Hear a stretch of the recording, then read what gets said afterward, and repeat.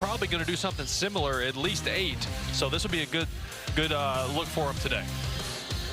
Give you a look at the starting lineup that Chris Sale will take on today. Donovan Solano is at first base. Carlos Correa, the shortstop. First time we've seen Carlos against the Red Sox this year. Kyle Farmer at third. Christian Vasquez, former longtime Red Sox catcher, is the cleanup man. Ryan Jeffers, the DH. Michael A. Taylor in center. Willie Castro, the second baseman. Kyle Garlick, the left fielder. And Kalai Rosario from the Big Island, from Hawaii, is in right field. And we're having a delay at the outset, and I have no idea why. Chris Sale is yet to take to the hill and not even thinking about warming up yet. And sometimes when I see this, I wonder if they're anticipating weather. But here comes Chris Sale, about to make his journey out to the hill, and the Red Sox are taking the diamond. We do have some cloud cover. Some big clouds have moved in, but it's not dark by any means. Still plenty of sunshine. As the Red Sox hit the field, they are 14, 11, and 4. So the Red Sox have to win one of these last 3 to assure themselves a winning spring training record. Minnesota 11, 15, and 3. Not sure it ever means anything how you finish in spring training, as long as you don't lose like 25 games. Yeah, as long as you don't lose any players. Just be healthy, come into the season healthy, and you'll be good to go. That record doesn't mean a whole lot. I've had fans back at the hotel say, oh, you know, Red Sox have lost whatever, or 5 in a row, whatever it is. And I'm like, yes, but did you see who was playing in the 5th inning? You're not going A-list guys against A-list guys. You're playing youngsters a lot of these games, and they're just trying to open some eyes. They're trying to, you know, win a future job, but not necessarily a job on this team. Yeah, you want to leave a mark so that Alex Cora remembers your name. But you look at the lineup that we had yesterday in Tampa, it was all guys without big league experience. Now let's take a look at the Red Sox defense. In left field, Masataka Yoshida. Over in center field, Adam Duvall. Right field, Alex Verdugo. Third base, Rafael Devers. Shortstop, Kike Hernandez. Second base, Kristen Arroyo. First base, Tristan Casas. Behind the dish, catching Chris Sale, Reese McGuire. And we take a look at the umpires, brought to you by BuyAToyota.com, Toyota's website for deals. And John Lipka has home plate. I'm pretty sure he's had home plate against the Red Sox every single time this spring. Honora, Fletcher, and May around the bases. Just a few games remaining, and here's the weather forecast presented by Window World, the official replacement window of the Boston Red Sox. So mostly sunny right now, 83 degrees, and the wind all important there. Right to left at 9 miles per hour. Alex Cora back in the saddle as the skipper, counting down these days of spring training until the real thing on Thursday. Chris Sale ready to go. Going to be about 3 minutes late for this game. Solano in. Strike one as we get started.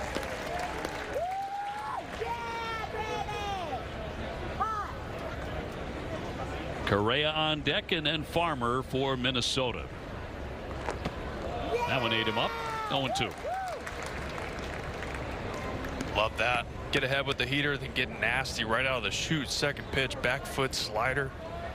Loving that out of Chris Sale this early.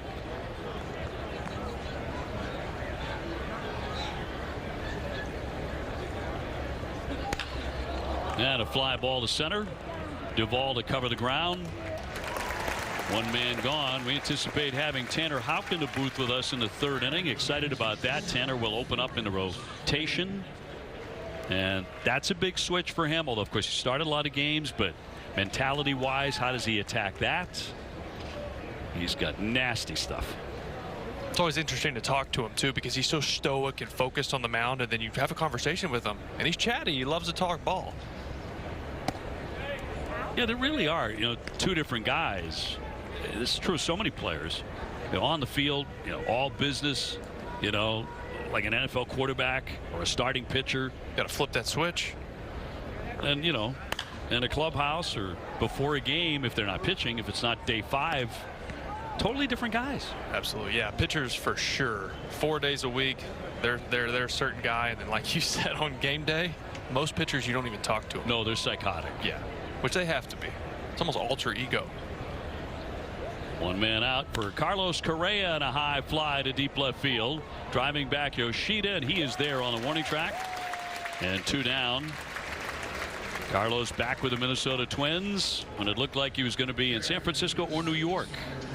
Yeah, he bounced around this offseason with the physical issues, whether it was the ankle or the back or whatever was going on with him physically.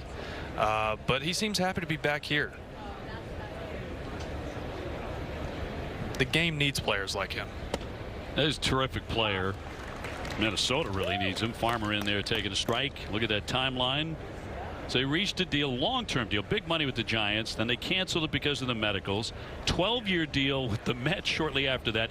They canceled it because of the medicals, and then re-signed with Minnesota, who he played for last year.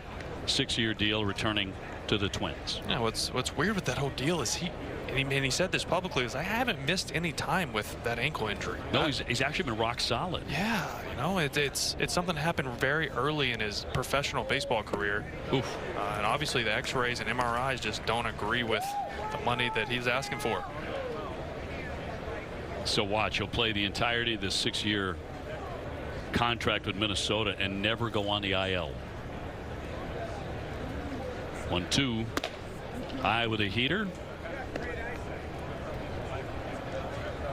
Nice to see 95. I was just about to say that got my attention, just the way it popped the mitt and jumped out of his hand. I looked up, 95. It was every bit of it.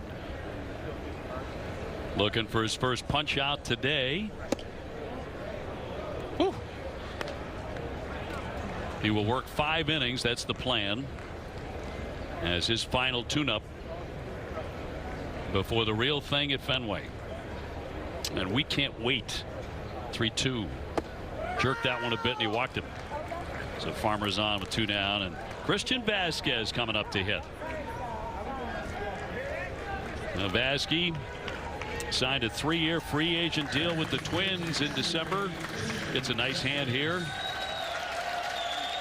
You love to hear that. He's such a good guy. Good to hear the crowd recognizing him. Even Sale giving him a sack. That's pretty cool. That was very nice. Yeah.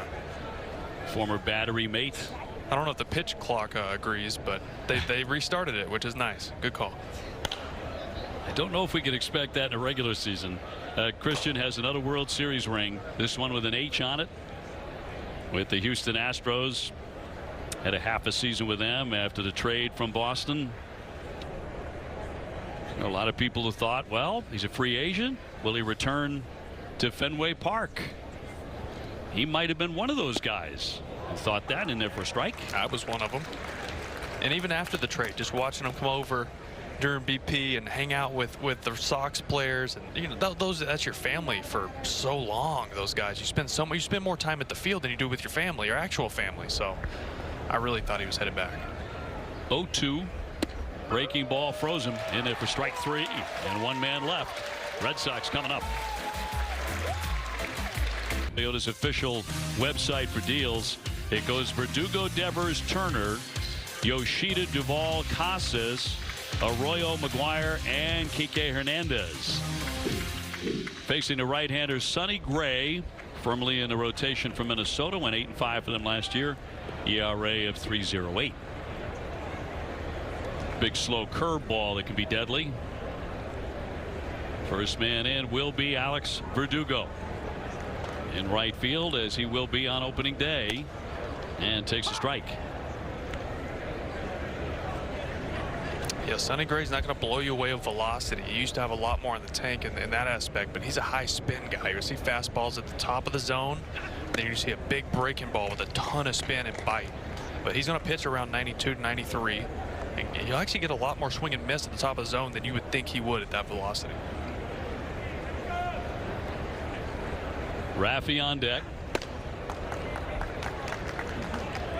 We've talked about it a couple of times in the spring, but of course Alex was gone playing in the WBC, but it just feels like a really important season for Alex Verdugo at this point in his career, in his Red Sox career, to take that next step up. And I don't think you say things like that unless the guy has that kind of ability, you know, to make a major step forward. Yeah, he's what I call the X factor of this ball club. There's several guys you can tab him with X factor, but Alex Verdugo has just feels like untapped potential. You know, he still hit 280 with 74 ribbies last year, but it felt like a down year, maybe the lack of power. But, you know, defensively and offensively, he could really impact the game. Farmer at third. Set him down, one away. Let's take a peek at the Twins on the defensive side. In left field, Kyle Garlick. Over in center field, Michael A. Taylor. Right field, Kalei Rosario. Third base, Kyle Farmer. Shortstop, Carlos Correa. Second base, Willie Castro. First base, Donovan Solano. And behind the dish, old friend, Christian Vasquez. Raphael at 296 for the spring. Looking for that first home run in the Grapefruit League. Got jammed there. I'm going to put you on the spot, OB. And before the game, you said, you know what? Today's a day. Rafi's going deep. I did. You called it. Yeah. So I'm going to put that out there. So if it happens, you get your credit. Going to pop this one into center. Taylor underneath. You know how much I love to go out on a limb. You know, and predicting that Rafi Devers might hit a home run today is really going out on a limb. And that's your guy every day. There's a good chance 30 to 40 times you're right. I live on the razor's edge, Will. Really, really dangerous to make a prediction. It's not David Eckstein up there, you know. Right. The guy's probably going to hit 40 this year. Justin Turner. You know, when he's been able to get in there and swing the bat, he's done so very well. A little trickler here, barehanded by Gray. Nice play, and that's it. Sox go 1-2-3. Between the Red Sox and Twins here in the top of the second inning. And guys, the Red Sox close the chapter on the 2023 spring training in less than 3 days, and the roster is beginning to take shape as the 26-man picture just got a little bit clearer today. Red Sox reliever Zach Kelly has made the team, and get this, surprise, surprise, Tristan Casas also has been told that he is on the Red Sox to break big league camp. Alex Cora says still more choices to be made, including another bullpen spot to fill the hole left by the injured Joely Rodriguez. Cora told me that it's something about that meeting telling you that you're a big leaguer coming out of spring training that means a lot. He said some of those meetings obviously a little bit more intense than others, and the acting has gotten really good. Certainly probably the case with Tristan Casas, who was all but penciled in to be the Red Sox first baseman to break camp, guys. Right, foregone conclusion, but you know, hear it from the manager of the Boston Red Sox that you're not only on the team, you're going to be the everyday first baseman. You're going to hit 4 times a night. What a thrill. I had that situation where I had a decent rookie year in 2012. I got hurt at the end of it, shocking. And then 2013, at the end of spring training, they called me in to tell me I made the opening day roster. Jeffers with a pop into left, and Yoshida against the sun makes the catch, one away. Yeah, Yoshida playing the sun is actually something. Obviously playing the monster is important, but playing balls in the sun, a lot of those stadiums in Japan are indoors. True. So he hasn't had to deal with sun balls. So he's going to fight that, and he's out in the backfields working on it. BP, he's working on it. So that's just an aspect of his game. He's got to get better. So far, so good on all of those major adjustments he has to make. Taylor looking at a strike. He's got many more to come, including Boston traffic. A lot of adjustments to make. If he's smart, he lives close. There's plenty of places close. You can walk to the stadium, ride a scooter. Some guys ride scooters. Sure. Stay off Starro. Stay away from Starro Drive. Watch out for the potholes. In tight a ball. Yeah, good luck with that.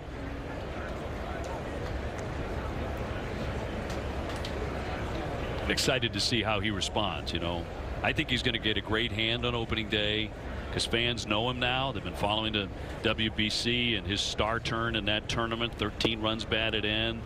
He struck out 1 time in the tournament, and that's him. Yeah, that's exactly him. Contact rates are through the roof, but it's not just making contact. He's not making weak contact. He's not just throwing the bat out there just so he doesn't strike out. It's hard contact. He finds a sweet spot more times than not. The 3-1 looped into center. Duvall says he's got it, and 2 down.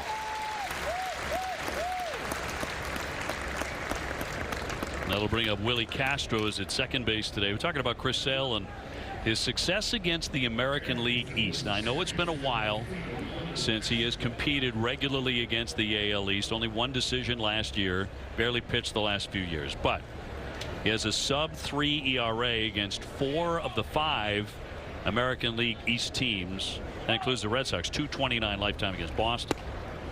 .282 against Tampa Bay. .293 against Toronto.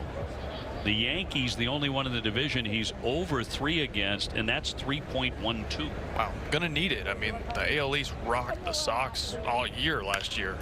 Blue Jays dominated. You know, if they had a winning record against the Blue Jays, you're looking at a team that's winning 86, 87 games. But the Blue Jays just dominated the Sox last year. Chris has averaged almost 13 strikeouts per 9 against Baltimore in his career. That's one of the highest rates against any single team in the live ball era. Kenley Jansen, 12.60 strikeouts per 9 against Arizona. You know, we look at Chris Sale and we like to talk about what's relevant right now, and that's the last couple of years what he's dealt with injuries and this and that. But a heck of a career. You look at the numbers he's put up throughout his career outside of these last 2 years. He's a special player. First year with the Red Sox, he went 17-8 with a .290 ERA, had 300 strikeouts. 308 strikeouts that year. And a lot of fans are going to be, oh, that was so long ago. But 12-4 the next year with a .211 ERA. There's a strikeout. His second of the jackpot. See official rules for full details. Chris Sale sets him down in order. A couple of punch outs early, looking really good. Mixing in a curveball today. Yeah, slower version of that nasty slider we're all accustomed to. But if you can add the 4th pitch with that changeup, makes a big difference. Yoshida looking for his first Sox home run.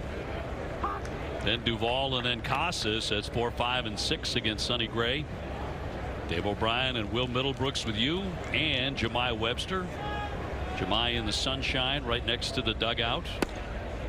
So you would think maybe Jemai is looking forward to the 45 degrees we're predicting for opening day. Oddly enough, he's not. Yeah, shocking. Just about a 45-degree drop from today here in Fort Myers. You know, he went home a couple days ago and said, you know, I left 90 degrees here. I went there, it was 40. I come back to 90. Now I got the sniffles. I said, well, just stay away from me. We'll be fine. You'll grind through it, Jemai. It happens to all of us. It really does.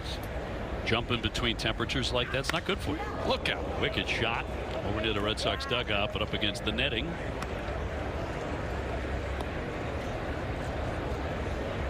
That part of Yoshida's game where he was beat right there, that ball started out of the zone, broke late, but he has such a compact swing that he's still able to foul that pitch off. Most guys swing through that. And the guy that has to be on guard is Adam Duvall. Whoever is on deck. That's a pitcher's violation of the clock. So that's a ball. And 2-2 now on Massa. Yeah, you really got to look out if you're in the on-deck circle with Yoshida up there. You have to be ducking. Just missed him the other day too. That'll be in there. Fooled him. Strike 3.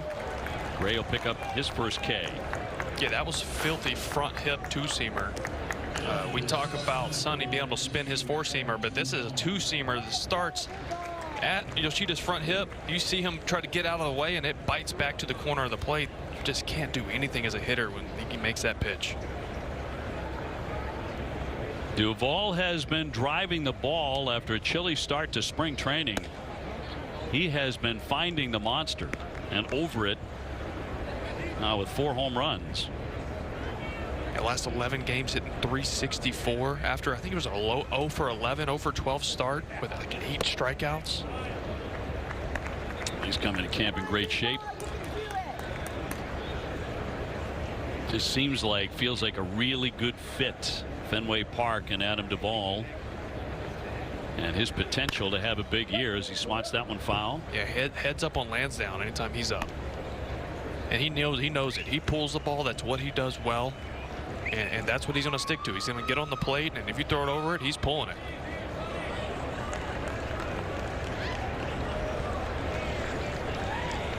A bit of a gentle breeze right now out to center.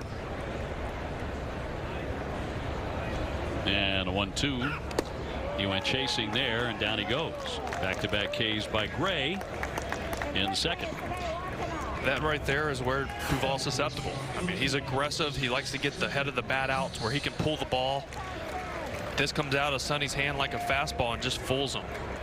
I don't want to say he's a guess hitter. I haven't talked to him about his approach, but sometimes big power pull hitters tend to sit fastball and guess it, and if they don't get it, they look like that sometimes.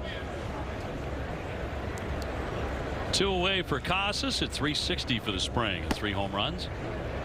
Driven in 9. Batting out of the 6th spot. There will be occasions this year he will lead off for Alex Cora. And this will officially be his rookie year. As Jemai said, he was told today he's made the ball club. Cora getting a chance to pass along that happy news officially. Even though you know you're on the team, even though you know you're a starter and you're going to play every day. Yeah, you just want that. That's something you always remember, making your first opening day roster. So I'm glad they did that for him. Because he's in a highly unusual spot. He's a guy who is officially a rookie. But coming in, he didn't have to make the team. He had the job. Based on what he's done the minors and what he did last year, what the Red Sox know about his makeup and his potential. Down he goes swinging. It's a big inning for Gray. 3 strikeouts. Get those right here. A version of it anyway here at JetBlue on a hot day like today. So good. How nice is that? No score as we go to the 3rd inning. Chris Sale and Sonny Gray both look ready for the season to get started. Kyle Garlick will lead things off here against Sale.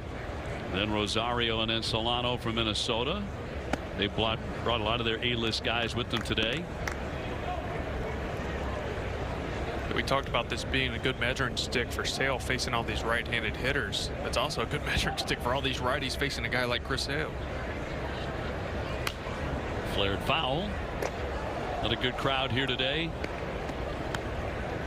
And we are delighted to welcome in that nasty guy who is Tanner Houck, joining us inside the booth. Great to see you, brother. How you doing? Good to see you. Oh, these are great seats up here. I was just saying, like, this is the first time I've ever been up here. Air conditioner. Hey, you know what? You didn't bring us any snacks, but it's all right. Won't hold it against I you. almost did bring the seeds, but Whitlock actually would have been mad at me if I stole them. So I was like, you know what? I'll leave them here for you right now. I was Good like, teammate. Yeah, just trying to leave them in there. I can't tell you how many guys come up to the booth for the first time and say, oh my, I like this vantage point, and everything's a lot slower up here. You know, because down there it moves a million miles an hour. It does, yeah. I mean, the game can definitely speed up on you.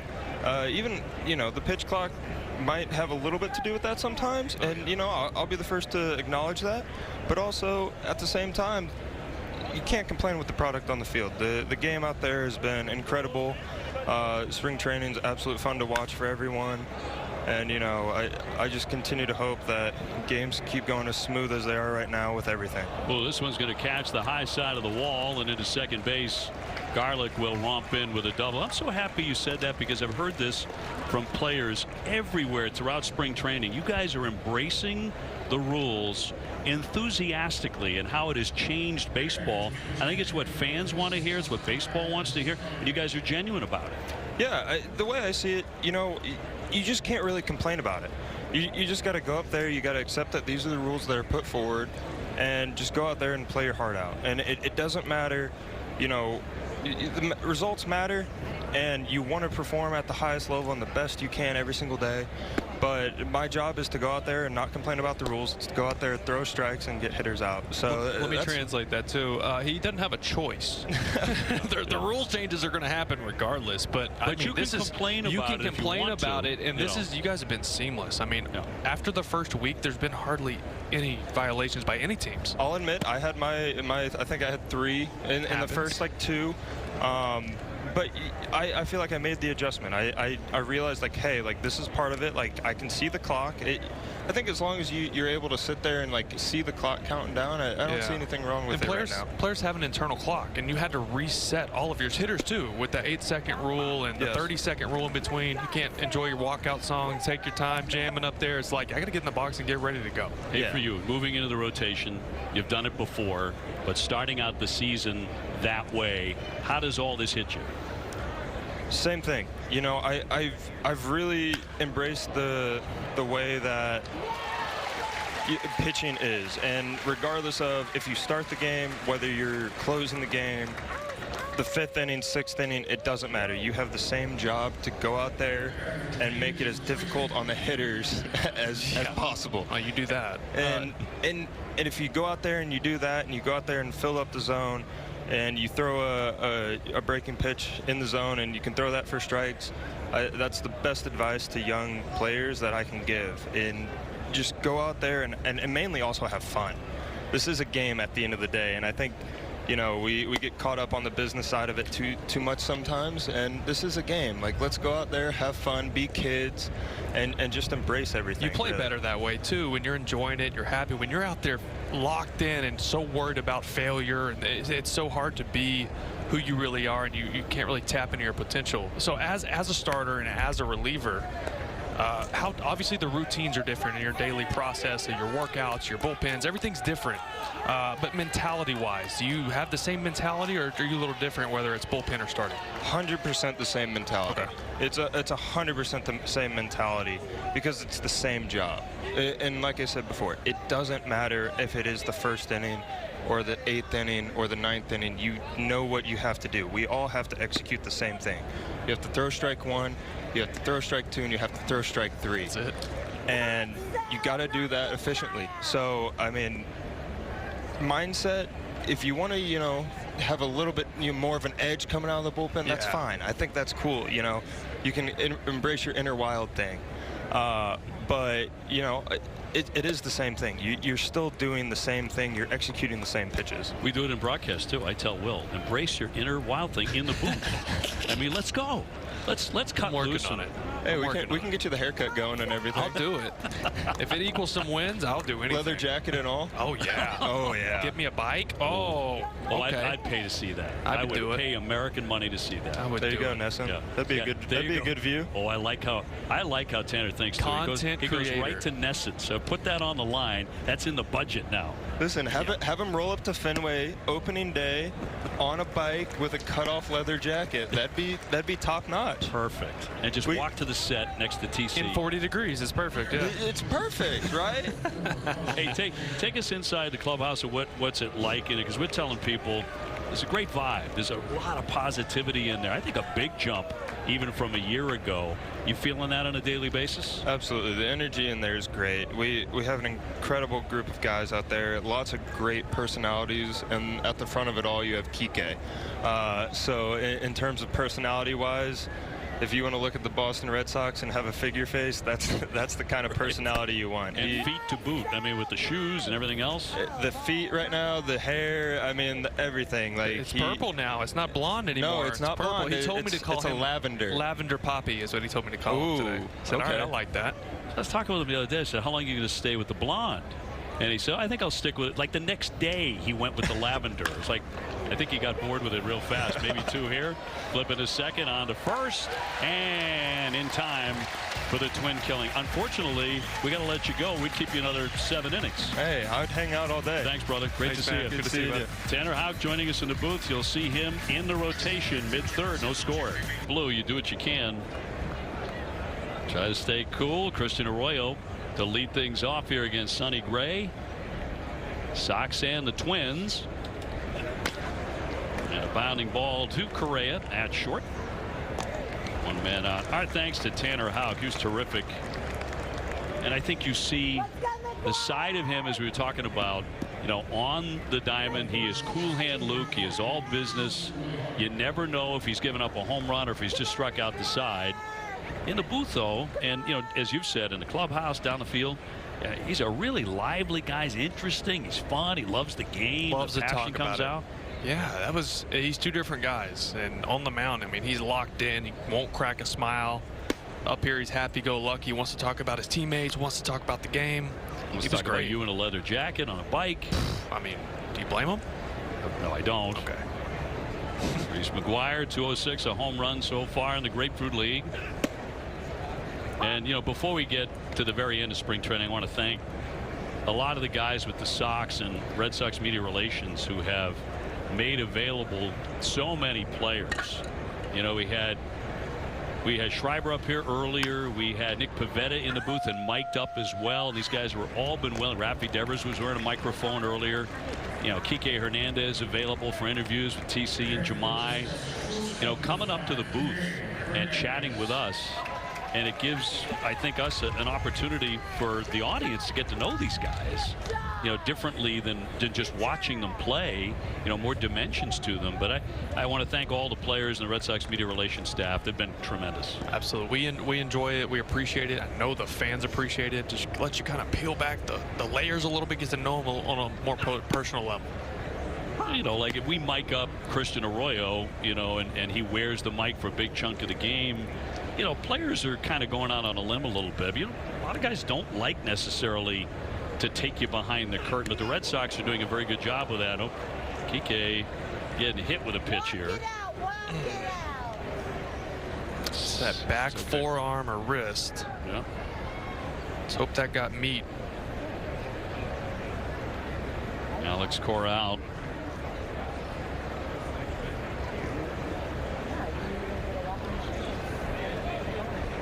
So Kike getting drilled with a pitch up and in.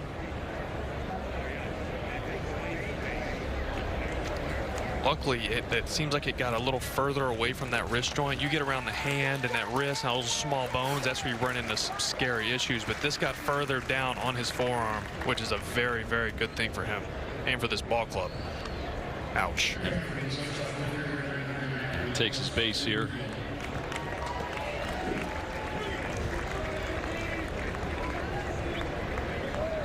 Everybody's thinking the same thing right at the end of spring training. You know, last thing in the world you want is a guy getting hit on a hand or a wrist. And that's your shortstop. Your everyday shortstop. Very big piece of this team.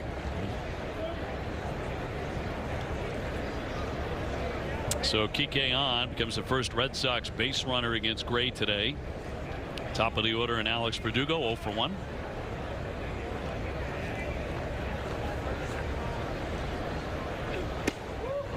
And in for strike. Tell you what, Sonny Gray has been very good today. Very good. The breaking ball's got snap. He gets ahead with it in the zone, and then he's able to break it down below the zone. The fastball up, fastball front hip like we saw to Yoshida. He's hitting the spots.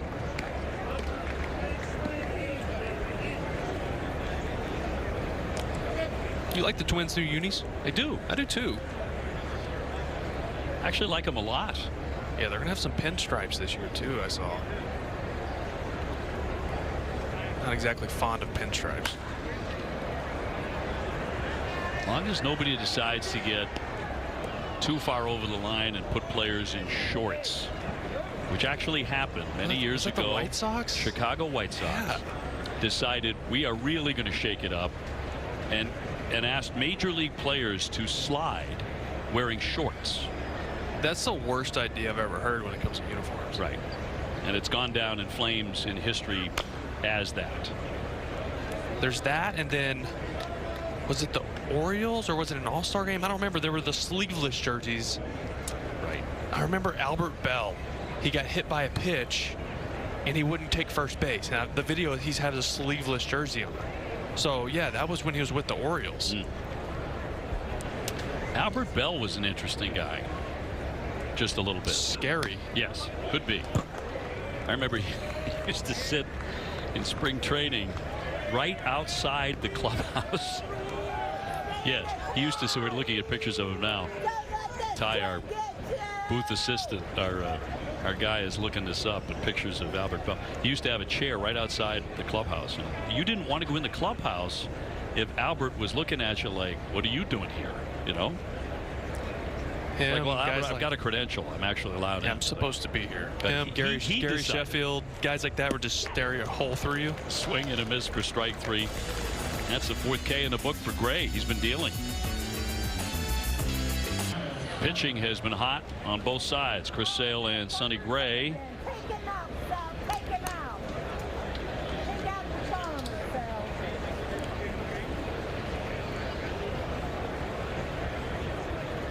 Kyle Farmer to lead things off here against Chris Sale. And Jemai is standing by with a very happy guy who has made the ball club. Jemai? That's right, OB, here with Zach Kelly. And Alex Cora told us he shared the news with you today that you're going to break camp with the club. How good does it feel to have been given that news from your manager, knowing how hard you probably worked this winter?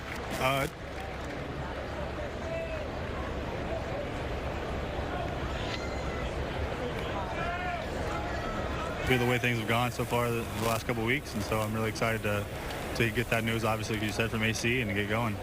Who'd you share the news with first? I mean, technically my wife, but I mean, like he told me we had to go outside, so I really didn't get to tell anybody. I think it got posted on Twitter before I could tell anybody, but once we got back in, like an hour and a half later, I called her and told her first. I was going to say, I'm sure if she's watching right now, you can, you know, make up for not being able to share that news with her first. Yeah, hopefully she'll forgive me. Now, uncertainty in professional sports is kind of the name of the game here. And I remember at the end of last season seeing you pack up your car and drive back home. So you're a long way from that now that you're going to be on this 26-man roster and in the bullpen. How much more is it for you to kind of relax a little bit with some stability in your life as it relates to pro baseball? Yeah, stability in my career don't go hand in hand together. It's been a little up and down. But yeah, like you said, I mean, having a little bit more familiarity with where I'm going, and like it's not the first time I'm going to Fenway, not the first time around these guys like it was last year, and so having a little bit of taste of the big leagues like I had last year definitely helps me coming into this year. And I'm just excited to get back up there and get everything rolling again. Had an opportunity to get this full spring training in. Just how do you view your role with this bullpen coming into this season? I mean, cliche, but really whatever they need. I mean, I feel comfortable, you know, throwing early in the game, throwing late in the game, going multiple innings. I know obviously with our back end, we have a really good back end right now. We have a really good bullpen in general. And so, you know, wherever I can fit in and wherever the AC and Bushy feel like I can help the team in that spot is where I'm good to go with. What's it been like for you this spring, being around some of these veteran guys that have come in here to this season, who've got some establishment in the big leagues? There you go. Yeah, it's been awesome having guys, you know, like, you know, Martin, Blyer, Kenley, guys that have been around, just kind of hearing, you know, the way that, hearing some of the things they say just in meetings and how they think about certain stuff.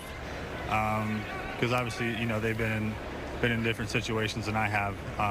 And so hearing the way they talk about different stuff and see how they go about their day in weight room, training room, you know, out on the practice field, it's been fun to watch and fun to be around for sure. I'll get you out of here with this one because you did have a newborn last year. How's fatherhood been going so far? A little easier than it was a couple months ago, that's for sure. We're starting to get a little more sleep. Still not great, but starting to get a little bit more. But he's growing. He's a little chunk, and so he'll be excited to get up to Boston. All right, Zach, appreciate the time. Thanks so much. It's his last one this spring. Looks like he'll be ready to go back out there once the regular season begins. Back over to you, Obi. Jemai, thank you very much. I love that last one. A little chunk, you know. A two-run homer by Ryan Jeffers just out of the reach of the leaping Verdugo in right field. That one snuck into the bullpen, and Minnesota leads it 2-0. It didn't look like he got all that. You know, he ran out of the box hard. Verdugo kind of paused because it looked like a routine fly ball. The wind's blowing straight out to center field right now. Wind got it a little bit. It was hit well. I didn't think it was hit well enough to leave. So two-run homer. Farmer had singled. Vasquez ripped the line drive to third, caught by Raffy Devers, and Jeffers hammers that one out. That'll bring up Taylor, who's 0 for 1. So far, the Twins have all the hits in the game, a total of 3. Breaking ball, one hop. Nice stab there by Kike on the throw. Got him. Tough play. Got him by plenty. This is way tougher of a play than Kike Hernandez just made that look. Not only is it a short hop that he has to pick, this is crushed off the bat. He has to take a drop step, slides, and in one motion, 360 throws to first base. Made that look way easier than it actually is. Shaking off, getting drilled a couple of minutes ago. That'll make it feel better. Yeah. Absolutely. Castro, that one thrown behind him. As mentioned, he's been throwing a lot more curveballs today than we're used to seeing. He's still flexing that arm that got hit.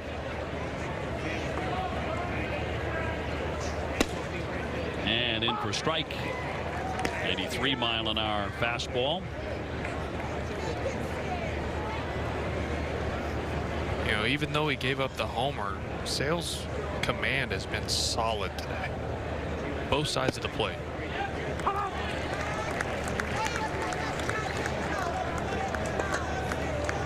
That's a pitch to righties that's pretty tough for lefties. That cross body, glove side heater in, and not to let it leak back over the middle. And he's able to paint that inner corner.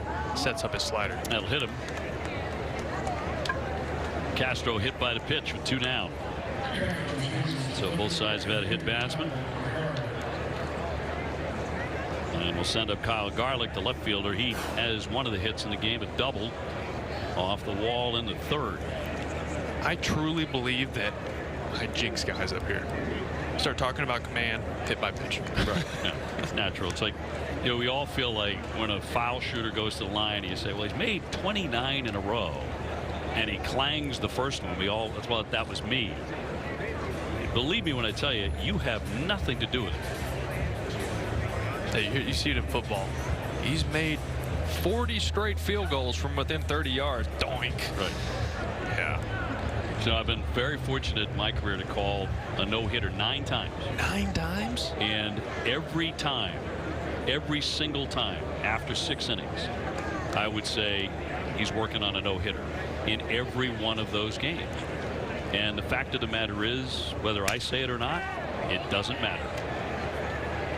Now, if you're down on the field in the dugout, I think that's a different matter. I'd be throwing stuff at you here if you're saying stop. Well, then those 9 times when I called it correct, you're going to have to say, well, they're a jet blue. Just adorable. Looks like he needs some Dippin' Dots. Mom and Dad are thrilled with that. I'm speaking for myself. Oh, I hear. Cole Sands out of the bullpen. Sonny Gray went 3 scoreless, looked very sharp. Struck out 4. And did not give up a hit. Rafael Devers, Justin Turner, and Masa Yoshida to bat in this inning. Last half of the 4th.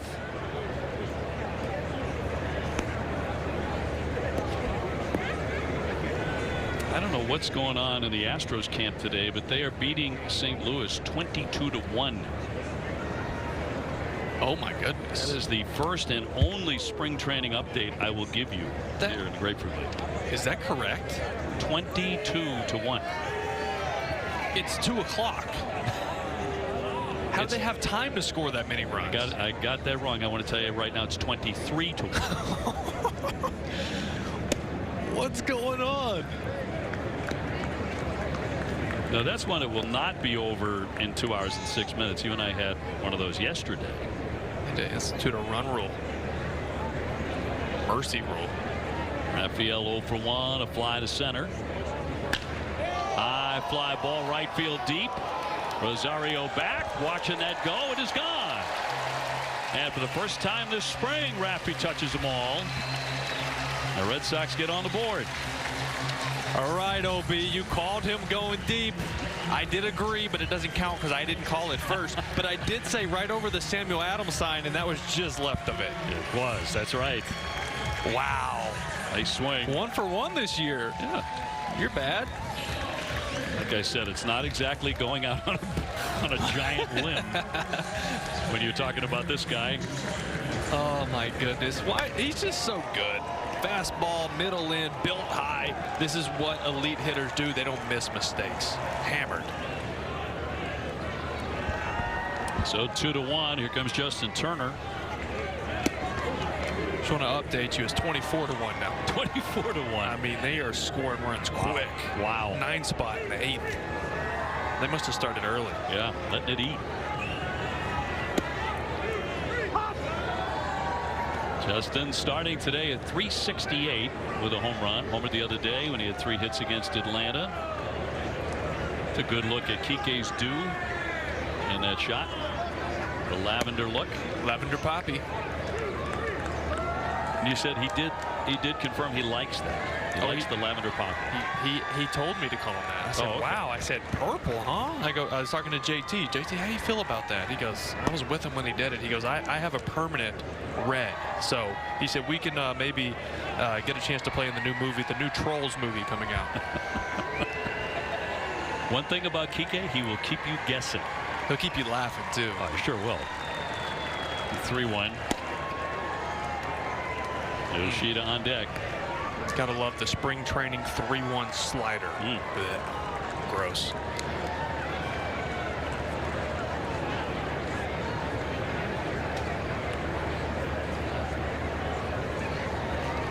(3-2) and walked him. I think that's something you're going to see quite frequently with Turner and up and down the lineup. Patient at bats, better contact, fewer strikeouts. What you want to see is power coming along with all of that. I think that makes it an elite lineup. Oh yeah, the quality at bats, the quality swing decisions, as Alex Cora likes to say, make a good swing decision, getting good pitches to hit. We're going to see a lot of that. Yoshida lifting now into left center field. Michael A. Taylor. And the first out here in the Red Sox 4th inning. Duvall next. More spring training baseball for the Red Sox tomorrow and then Tuesday. We will not have the broadcast tomorrow. The Sox will be over to play the Braves at Atlantis Stadium at 1:05. Tanner Houck, who we were happy to have in a booth with us earlier today. He will get the start, his final tune-up. Chris Martin also expected to pitch in that one. And Josh Winkowski. And then the Red Sox will close out the Grapefruit League here on Tuesday afternoon. We will have that broadcast on Nesson. Will and I will be alongside for that. And then the Red Sox get on the plane and head back home to Boston. Into right center. Rosario with a long run. He's not going to get there. It's going to drop in for a hit. Turner churning into third. The throw into second behind Duvall won't get him. He's got a double. And it's second and third for the Sox. And a rare double to right of center field. Yeah. That would be. This ball actually beat him. He was a little late on it, which allowed him to hit the ball that way. But he's strong and is able to get away with it. Finds a gap. Love that. You're not going to see that often, but we'll take it. So an RBI opportunity for Tristan Casas. He's 0 for 1.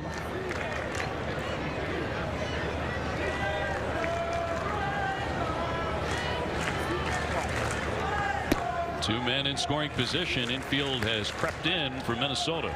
This can be a tough at bat for a young hitter because there's a base open. There's one out. He could throw you a little off-speed pitch around you a little bit. If he walks you, that's fine because it sets up a double play.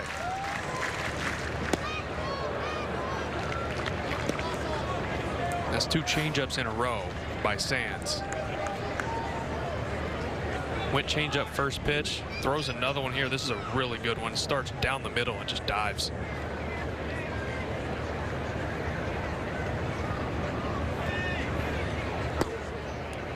Turner at third, Duvall at second. 3 changeups. 3 changeups in a row right there, just playing into what I'm saying. He's not scared to walk him here because it does his defense a favor.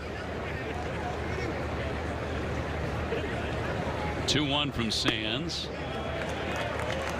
Got to think Casas is aware of that. As much of control he has of his at-bats, he's always in control. He rarely swings at something that he doesn't feel like it's something he can do damage on. He hit a bomb here the other night to beat Atlanta on a walk-off in the 9th inning. And he patiently takes ball 4. It's going to load him up, and as you said, Sands doesn't necessarily mind that. Going to be a mound visit here for Minnesota. Christian Arroyo has been swinging a hot bat really all spring. Came in at 339, and he's up next. Yeah, also with Walker Casas there, now you set up a righty on righty matchup. It allows your middle infielders to play deeper. You'll probably see the third baseman halfway. He won't be all the way back, because if it's a chopper, he'll come home with it if he can't turn the double play, because Arroyo runs pretty well. One thing you've been looking for the last week 10 days for the Red Sox is kind of a truly explosive inning. And now you've got a chance with your regular big leaguers in there up and down the lineup to make that happen right now. Yeah, you need that. You need to feel that. You need to know what it's like. Even though it's spring training right now, get that feeling that you can really do damage against teams once the regular season gets here. Well, no place to put Arroyo. 0 for 1 with a ground out to short. They are all loaded up with one away. So he takes ball 1. Been driving in runs too. He has 9 RBIs. Yeah, he's been swinging the bat well. Tends to hit the ball hard. Little looper foul. Sounded like he broke the bat. That's firewood, which we don't need today. No, sir. Need air conditioning today. We got it. We got it up here. We're spoiled. I wish you wouldn't spill the beans like that. I want people at home to believe that we are sweating along with everybody else in the stands. But it's just not true. AC's at 70 degrees. Chopped to second. Castro to Correa 1. And a double play to retire the side. Red Sox settled for the home run from Raffy. Trying to stay cool today. And then how about the lobster rolls? My understanding is these are maybe not exactly these, but something from the lobster shack there is coming up. All the way from Maine. Don't tease me, OB. If that doesn't show up. The Maine shack looks pretty good. Looks pretty good. Looks real good. Not your typical ballpark food, you know? Not your typical ballpark food. Well, you can get it at Fenway. At Fenway, but down here, well, most ballparks. I fired down 2 dogs yesterday pregame. You know, getting the mood, getting the mindset. I'm in the Trop indoors. It didn't feel like baseball, so you know what? I had hot dogs. You described it very vividly, a meat missile. I couldn't get that out of my head the rest of the day. Will says, I grabbed a couple of meat missiles and wolfed those down. You looked at me like I had 7 eyes. What? You got a what? Boy, did it sound delicious when you put it that way. Mustard and relish. Yeah. You know, it's the only way. 1 and 2, but no ketchup. No, don't you dare. No, now I'm jonesing for the lobster. Lobster. See if we can make that work. We've got friends here. Somebody will come to our aid. Hey, Jemai, you busy? Missed inside on Rosario, young man from Hawaii. In the 5th inning.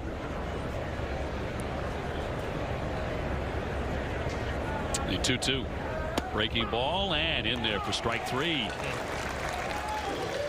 That has so much horizontal movement. I mean, that thing starts a foot off the plate, especially with his arm slot, the way he lets go of the ball at second base. And this thing breaks 5 feet all the way back to the inner corner. Good luck swinging at that ball when it starts that far out. So you give up on it. You quit. Yeah, there's no chance. And that's also, you see guys swing at the ones that start down the middle and hit them in the back foot. Embarrassing. Solano will fly out and walk. And the leadoff spot, playing first base here for Minnesota. Marco Baldelli will be the skipper once again. Man from Rhode Island. Had a legendary athletic career in Rhode Island. One of those guys that if he picked up a golf club, he'll shoot a 73 today. Played basketball. Yeah, he scores 39 points. Baseball hit 590. 590. I don't know why I've just made that part up, but I mean, my bet is all you guys hit like 500. Oh, in high school? High school, you all hit 500 with power. Or you were throwing 95, 96. Those were the days. I think I peaked in high school.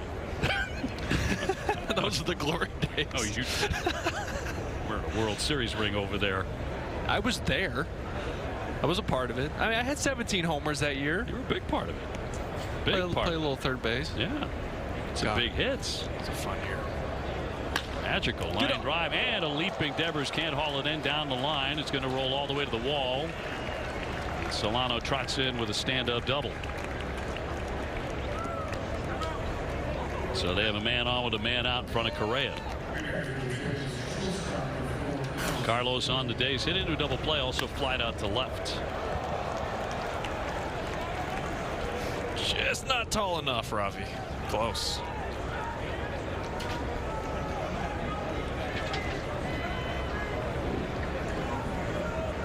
Correa with a runner in scoring position. Carlos became a dad for the second time just a few weeks ago. He and his wife had their second child, a son, on March 11th. So congratulations to the Correas. How's that sleep schedule, Carlos? You can tell them. Oh, yes, I can. Our girls are great sleepers. We got lucky. Oh, good for you. Well, it wasn't by default. I mean, we did what's called, and I say we very loosely, did sleep training. And Jenny, they're screaming as kids, and I want to go in there and save them. And she's like, no, you got to stick with it. Stick with it. Stick with it. Hey, it worked. Sleeping through the night rather quickly. Different ways to do it. I think the same thing is true in every household. One parent wants to say don't. The other parent says, I'm going in.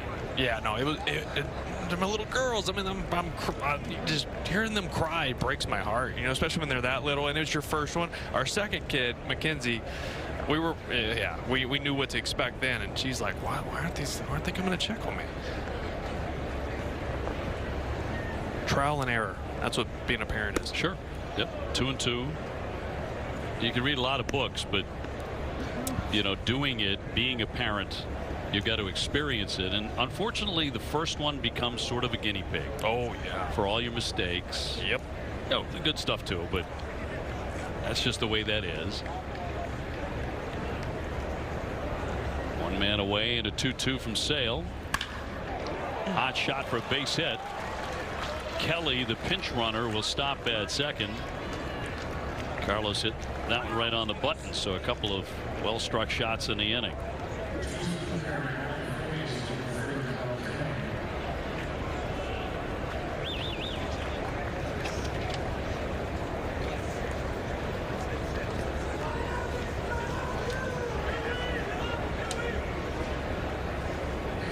So Kelly at third, Correa at first. And a little bit of pressure now on Chris Sale these last couple of innings. Last inning he allowed a home run, a base hit, and hit a batter. In this inning a couple of hits as well. We're a ground ball away from getting out of it right here. Not a blazing runner at the plate, Farmer. Make a pitch here. Execute a pitch down in the zone. Get you a ground ball. Ernie Yake will be the runner for Correa.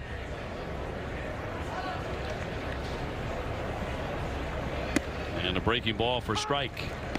I'll tell you what, sitting up here up top behind home plate and getting to watch his breaking ball from here is unreal. Just seeing that thing get 3/4 away the plate, just snap.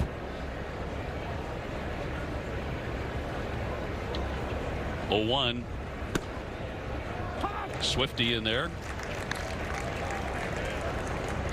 0-2.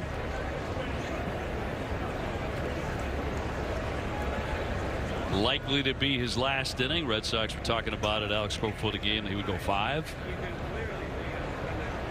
Last time in the Grapefruit League.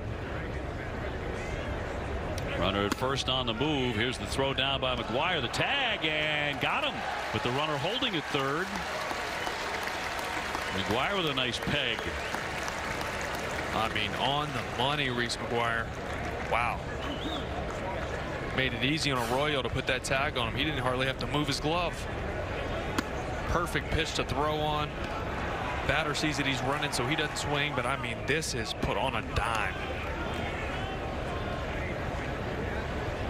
So man at third, 2 down. Kyle Farmer with a walk and a single. Just got a piece of it. So Chris Sale can get out of this inning unscathed. Looking for a punch out undoubtedly of Farmer. Just to make him his last hitter. That's not where he wanted that slider. That hung up in the zone. You saw him shake his head there right after he threw it. That's a dangerous pitch. You got to get that down. 1-2 pitch. Lob to short and a diving play. Leaping play there to make that final out. Bobby Dahlbeck getting in there at short. He's looked like a natural. Massachusetts has launched with sports betting, and at NESN we look to educate the sports fan on informed betting. Here's our NESN sports betting team. It'll be an unusual sounding broadcast, but Will Middlebrooks will be attacking that lobster. We'll chew through it. Don't worry. Chew through it. I think it's very tender. Did you get butter? Oh, I got butter. You got butter. Butter. Well done.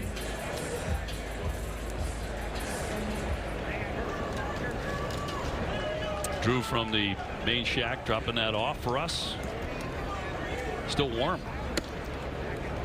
2-1 Minnesota.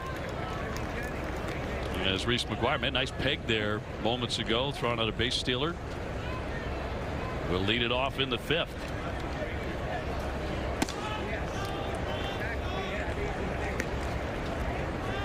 I don't know, I'm supposed to focus on baseball with these smells up here right now. It's making me hungry.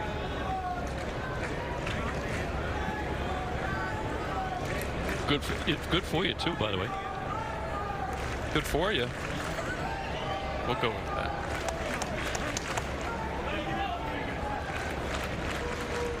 Timeout granted to McGuire.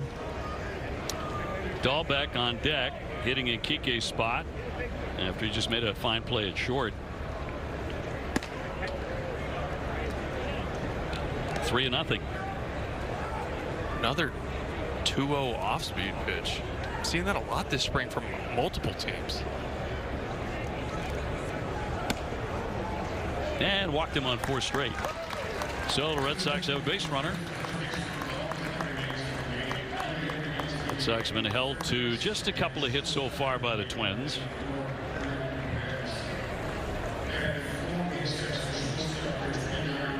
And now Dahlbeck, who has been moving around, to put it mildly, on the infield here in the Grapefruit League. Yeah, he's had a solid spring. He's done everything asked of him. I mean, he's had good at-bats. His at-bats have been solid. He's played first, he's played third, and then, yeah, he's mixed in at short a good amount here the last week and a half. And for a strike and drop by Vasquez. No advance by the man at first, McGuire.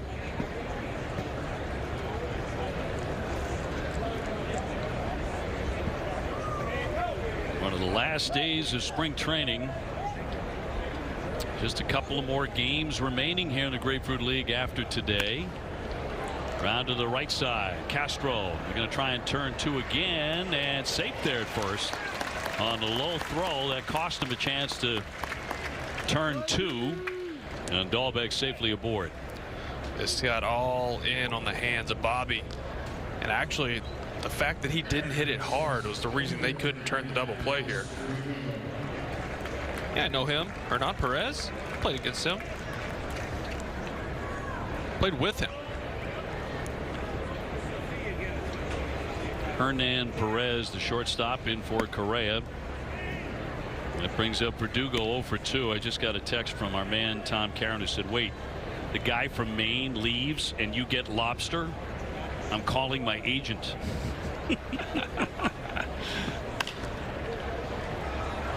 And I think he's serious. Oh, he's 100% serious. When it comes to Maine lobster, there's nobody alive more serious than Tom Caron. Sorry, TC.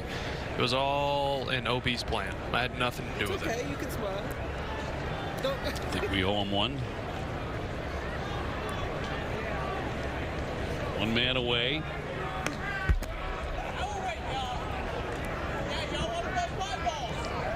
Well, our thanks to Tom Caron in all seriousness for a great spring training, and does such a great job covering the Red Sox all spring and during the season for the Red Sox. Invaluable. He does it all too. I mean, on-field reporting, he play-by-play, studio work, jack of all trades. And I talk about getting to work with you and Jim Rice and Lenny DiNardo and all these guys that I'm lucky to work with, Tim Wakefield. But I've learned so much from TC, and just he's been around the TV business for so long, and he helps me out so much. But now he's back home freezing, fouled at home plate. And we'll be joining him for Thursday, but it'll be different because it's opening day. The sun's going to be shining in Boston. And it's for real. Game number 1 of 162 on Thursday. When everybody is so hopeful about the season to come. And for baseball fans, it's Christmas morning. Popped into left shallow. Garlick coming on to make the catch. Dalbec straight off the bag, but he's able to get in.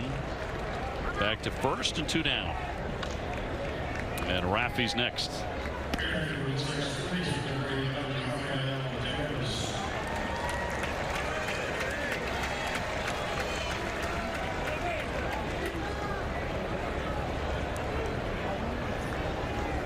So we saw Kike make a dynamite play defensively after he had been hit on the wrist with a pitch.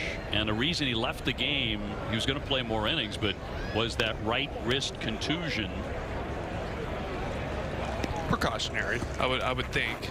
You know, if they were too worried about him in a spring game, they wouldn't have left him in the game. He wouldn't have stayed in. But he starts swelling a little bit, gets a little tight. They want to get in there, get that treatment done right now, get ahead of it, make sure he's good to go.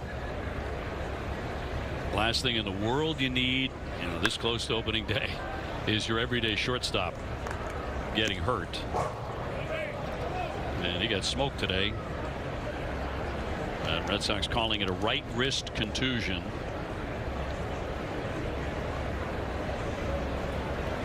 Of course, the scariest moment I think anybody had in spring training out of here in Arizona was when Justin Turner got hit in the face. And yet incredibly came back, inside a couple of weeks and looks just fine.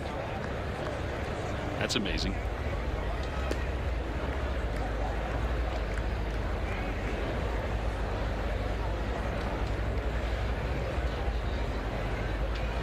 One, 2. He checked on that.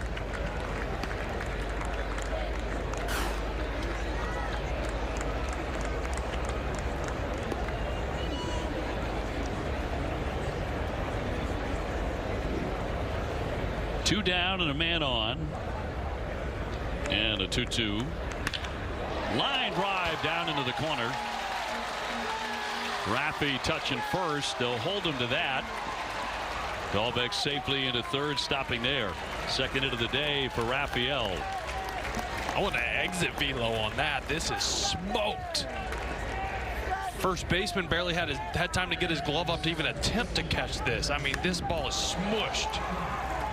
The amount of bat speed he has through the zone is just unbelievable.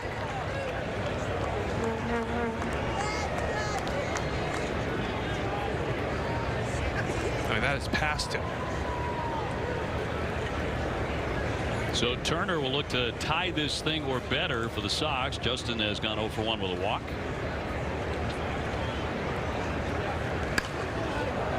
Pop that one up, but that'll drift out of play.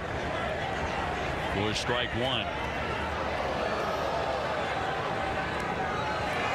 One of the last souvenirs here.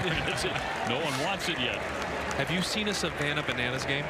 I have. I saw one in person in West Palm, and pop up in the stands. If a fan catches it, the batter's out. Batter is out. I remember Jake Peavy saying, hey, that's the way Major League games should be. Peavy pitched for him yesterday. Did he? Yeah. He wore his gold glove. Oh, did he? He wore one of his gold gloves and pitched in it. Took it off the trophy and wore it. Jake said that he was a heck of a fielder. Look at this. Oh, what a play. Oh! With contact. She hung on to it. It's a great play. Oh, she blocked him out. He went for the over the back.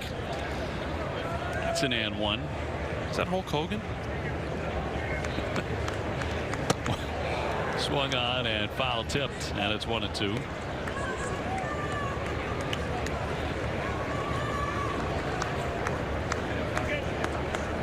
I think he just got it. Somebody just told him. The Hulkmania. The ballpark. Gotta catch that, brother. 2-2.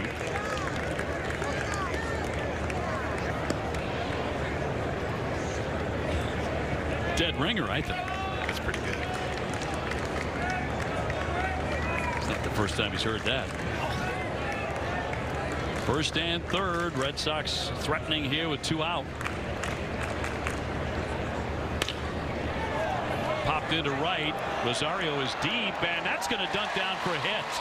Living right. Dahlbeck scores. Devers down to third, and this game is tied. Hit in the right spot. You know what, OB, sometimes barrel is overrated. Because you crush balls right at people, that's just baseball. You don't get a hit, and then you get jammed, blown up, and it drops in and finds some grass. And you drive in a run, you get an RBI for that. Goes down as a line drive in the book. Take it any day.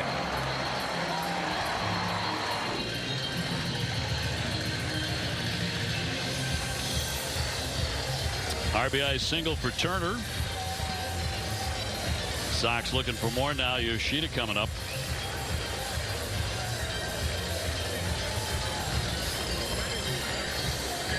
And Rob Refsnyder is going to come on and run for Turner.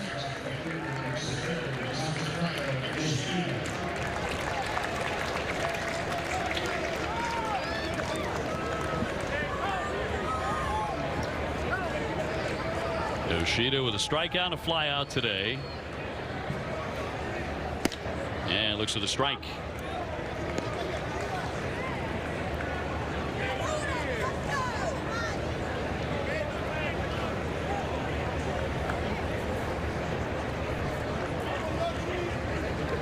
Two-time batting champ in Japan. He can hit for average. He's going to get on base. He got on base at over 400 on base percentage 6 years in a row over in Japan, and he averaged 20 home runs a year for 7 years. 1-2.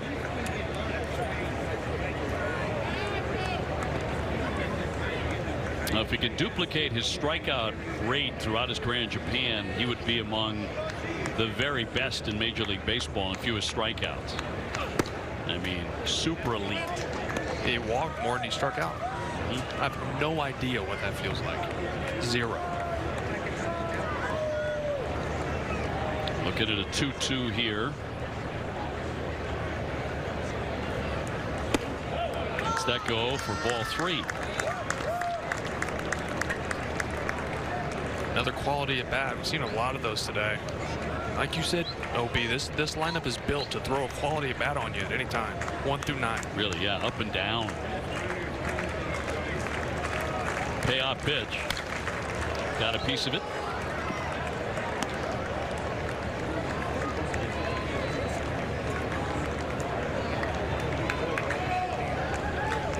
Getting into Fenway for him and playing with that monster behind his back. That's going to be interesting to see how he handles that. Among many other things he has to make an adjustment to. And he's going to take ball 4. And the bases are loaded. And they are loaded for Duvall. So no place to put him.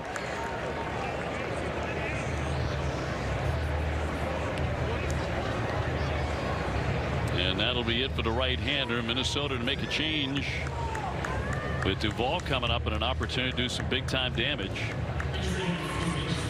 We will take the break. Red Sox threatening here the 5th inning to overtake Minnesota. They are all loaded up, and we'll have more in a moment. 6th annual Red Sox Nurse Night at Fenway Park on May 17th. For more information and to order your tickets, visit redsox.com/nurse. Well, this could get fun. It's already fun at the ballpark when you've got ice cream, but the bases are loaded. Jose Bravo, the right-hander, taking over for the Twins, and here's Duvall. Looks at a soft one for ball 1. For Adam today, a double and a strikeout.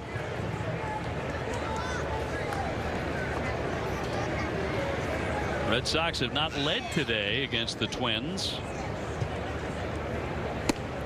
Fooled him there. 1 ball, 1 strike. We talked about it in our open, OB.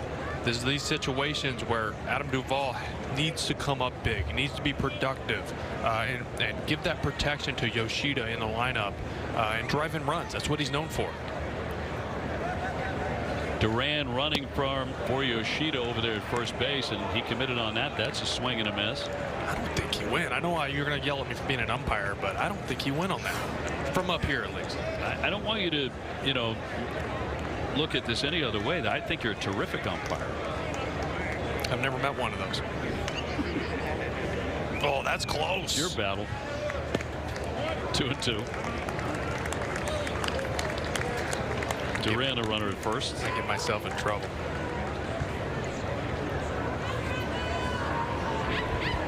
Bases jammed. Can Duvall lay into one? 2-2. Up and in. Yep. 93 on the gun. 3-2. Never expect that after 4 sliders in a row. Then one at your face. So it comes right down to this. Ball in the gap scores 3 here. 3-2. These runners are on the move with 2 outs. Yep. Big gap in right center. And Bravo with a payoff pitch. He'll hang in there. He wants that one back. I mean, that's hung right over the middle of the plate. That's the one he does damage on. That one stayed middle, didn't work away. I know he likes to pull the ball. This was perfect on a tee for him.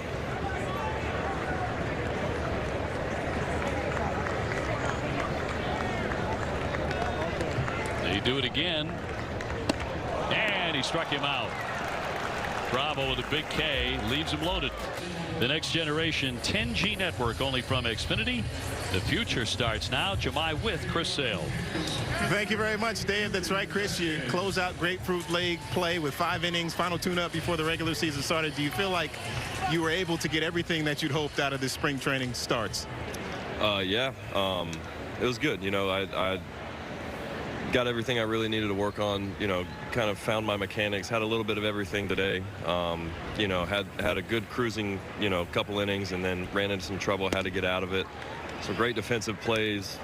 Anytime you catch or throw somebody out of second base, that's a plus. So had a little help, but, got through it, and here we are, tie ball game. So just take that up north with me and keep it rolling. Most definitely. Earlier this spring, after one of your starts, you and I were talking about how you're trying to refine some of your pitches. Will Middlebrooks had mentioned on the telecast how you're utilizing the curveball. How do you feel that's been to this point?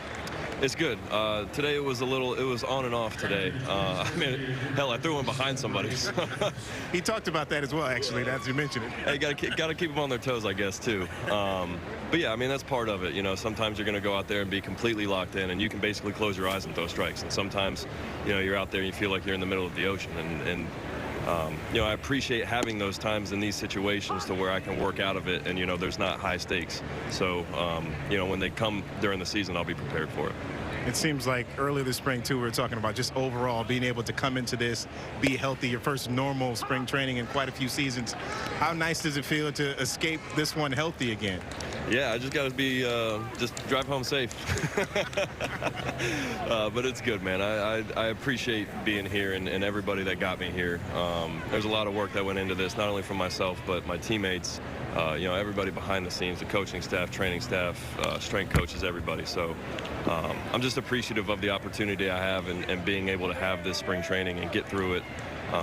And actually not just get through it, but actually excel through it and finish strong and, be really prepared for the start of the season. Talk about finishing strong. You got the big 3-4, big 34th birthday coming up on Thursday. On opening day, you'll be able to watch and enjoy that. But, how confident do you feel about going into Saturday, knowing that you'll have game 2? Very. All this preparation is what gives you confidence to go out there and do that.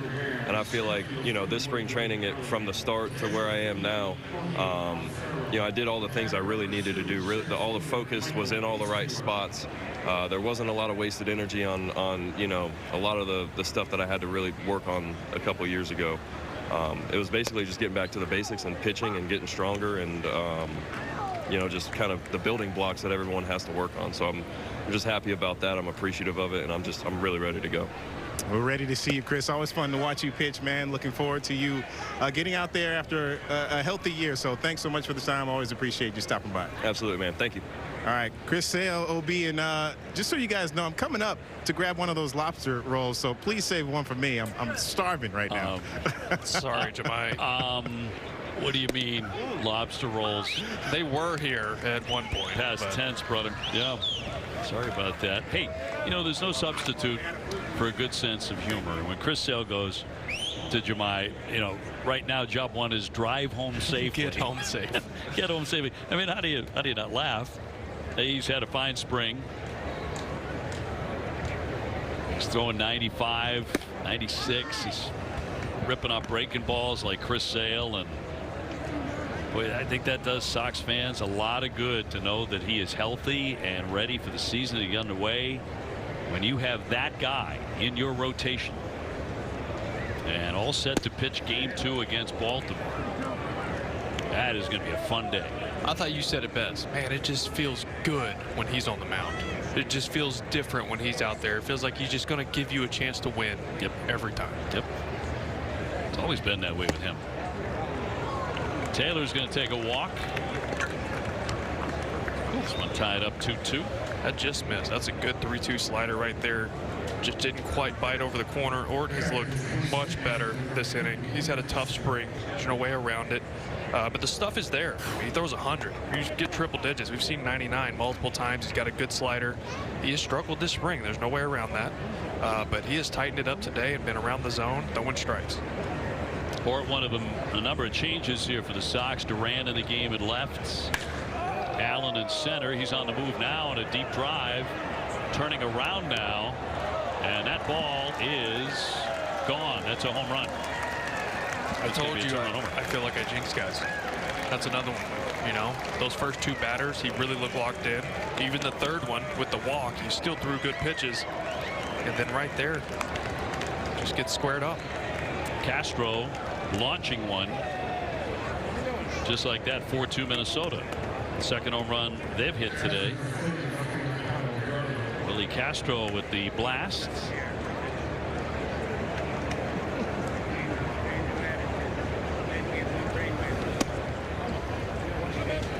Top is taken up right field. Goodrum at third. I already mentioned that Bobby Dahlbecker's at short. And Alfaro the catcher. As we said earlier, Kike Hernandez really got drilled on the wrist area. And they're saying a contusion. But he is smoked. He did. It got him pretty good on that back. Luckily, it got low enough where hopefully it's just muscle. Didn't get all those little small bones in the wrist. He stayed in the game, so that's a good sign. That's a very good sign. Fly again deep to center field, but Allen underneath that will make the catch. But a 2-run homer by Castro makes it 4-2 Minnesota. And Jemai Webster, great to have you today. Final days of spring training. 4-2 the Twins. Jose Ocala will take over. So far, the Red Sox looking for that big hit. Twins have had it on a couple of occasions. Tristan Casas is going to lead things off. He has whiffed and walked today. 2 more games remaining in the Grapefruit League. Light at the end of the tunnel, OB. We are there. The players are there, right on the edge of some real baseball.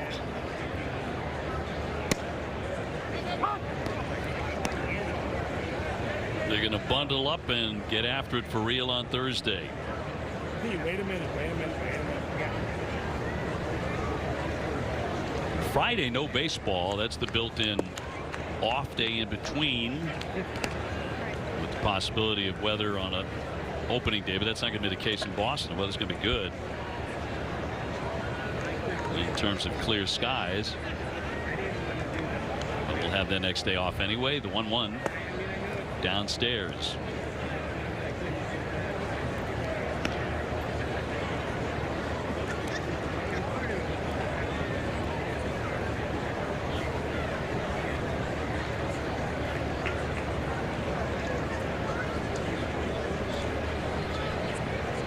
One.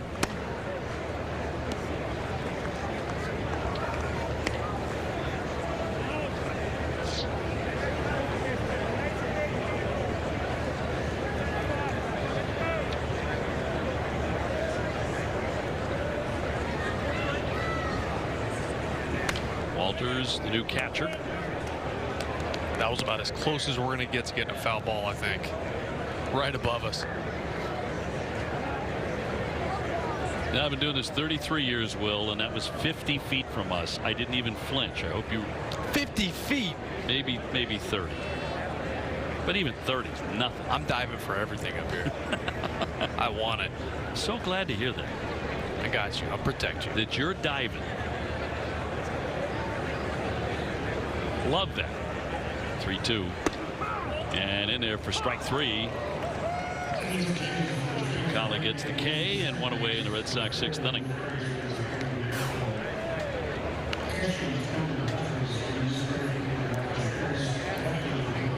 Another quality at bat. Seeing pitches by Casas. This is backdoor breaking ball. One of those it's hard to pull the trigger on late because it has that late break. It starts off the plate. You got to try to fight it off with 2 strikes. Christian Arroyo today has grounded out a couple of times. 0 for 2. A lot of hits in the game. Minnesota with 5, Red Sox with 4. Twins have hit a pair of home runs. Raffy has a home run for Boston in the 4th inning.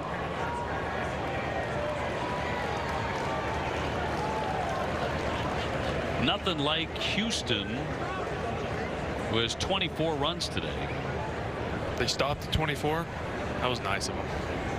24-1 over the Cardinals.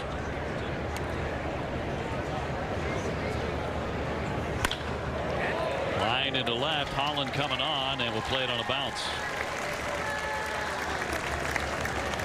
Another good swing by Arroyo. He's been swinging a good bat all spring. Even his outs have been loud. Playing a good second base. I'm excited to see him get to play every day.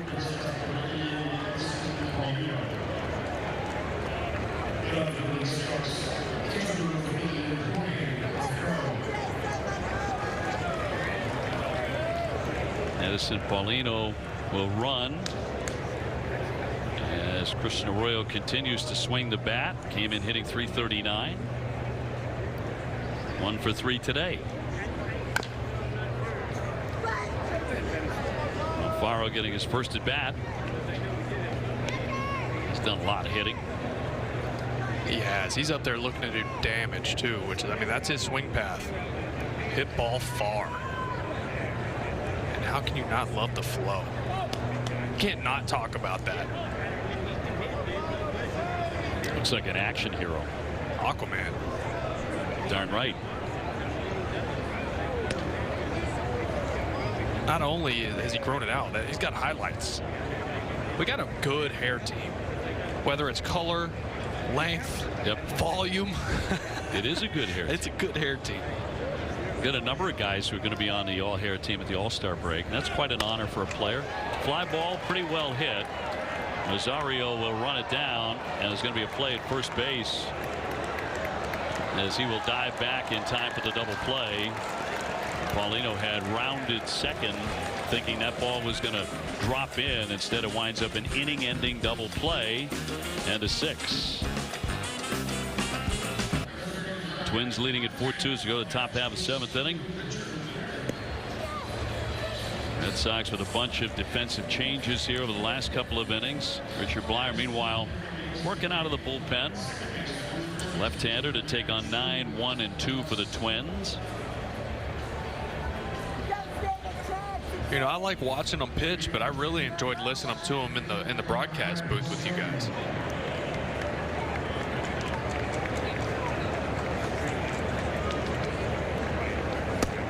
Yeah, cut and miss for strike 1. Were you here for that game?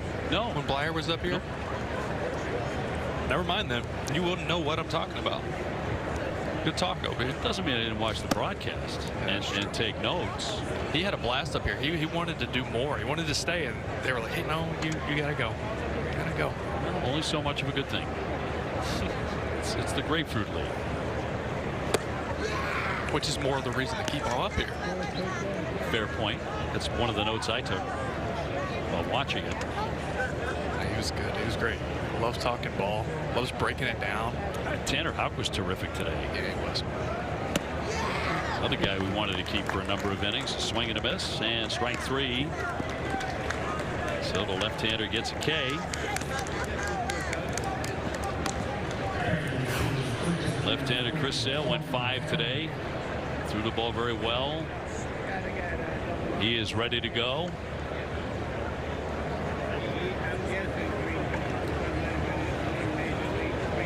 One man out. Here's Kelly.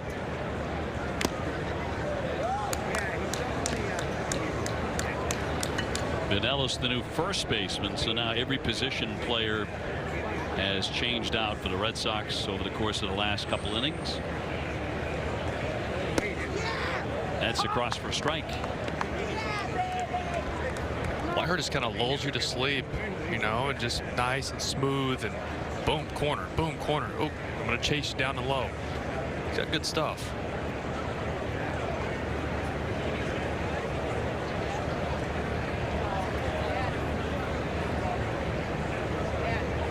Oh-2. Comebacker glancing off him. He has to chase it down along the line. Tried to scoop it out of the glove but couldn't get it done. That'll be a base hit for Kelly. A glancing blow for Blyer. That'll bring out Alex Cora with a trainer.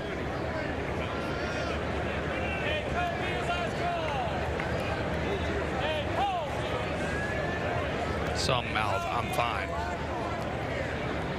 Adrenaline taking over. Got to make sure.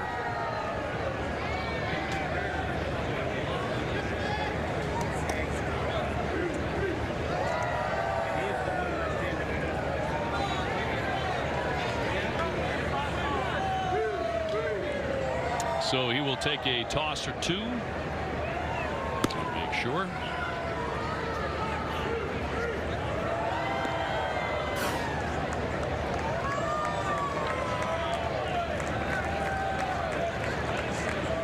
A couple today with hopefully end up getting lucky with Kike, and then this comebacker that squares them up but doesn't get them in too bad of a spot.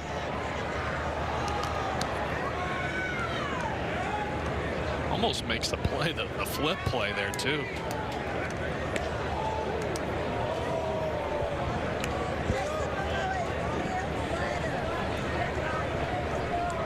Ernie Yake to bat with a man on and a man out.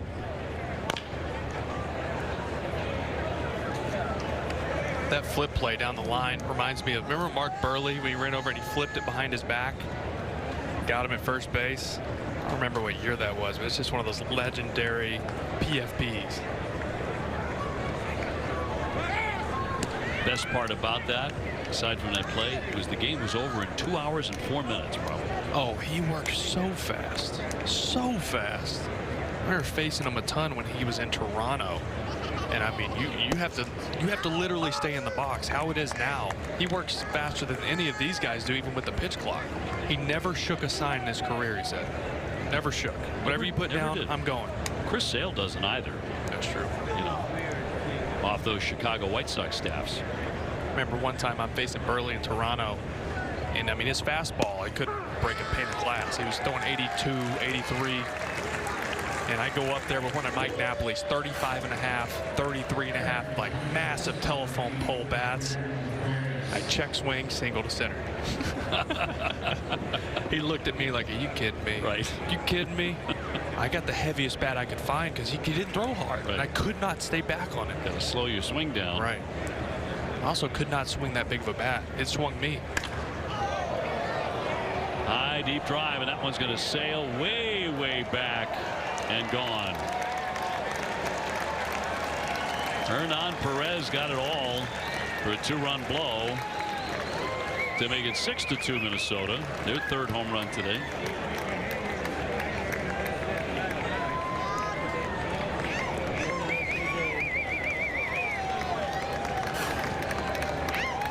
Hernan Perez is not some random minor leaguer plugging in either. He has a ton of big league at bats with the Brewers.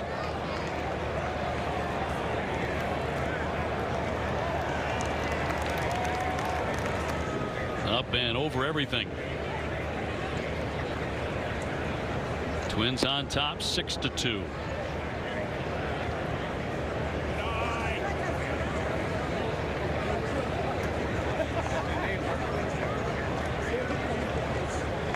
Walters, who had taken over as the catcher for Christian Vasquez. Good to see Christian back, even as an opponent. Yeah, I got to play with Vasquez rookie year in 2014, and great teammate, fun teammate, keeps it light. And a good player, really good behind the plate. Fine career with the Red Sox, no doubt about it. Popular guy in the clubhouse.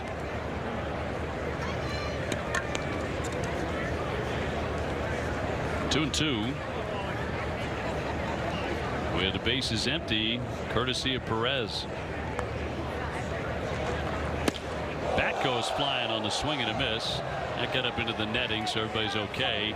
And strike three.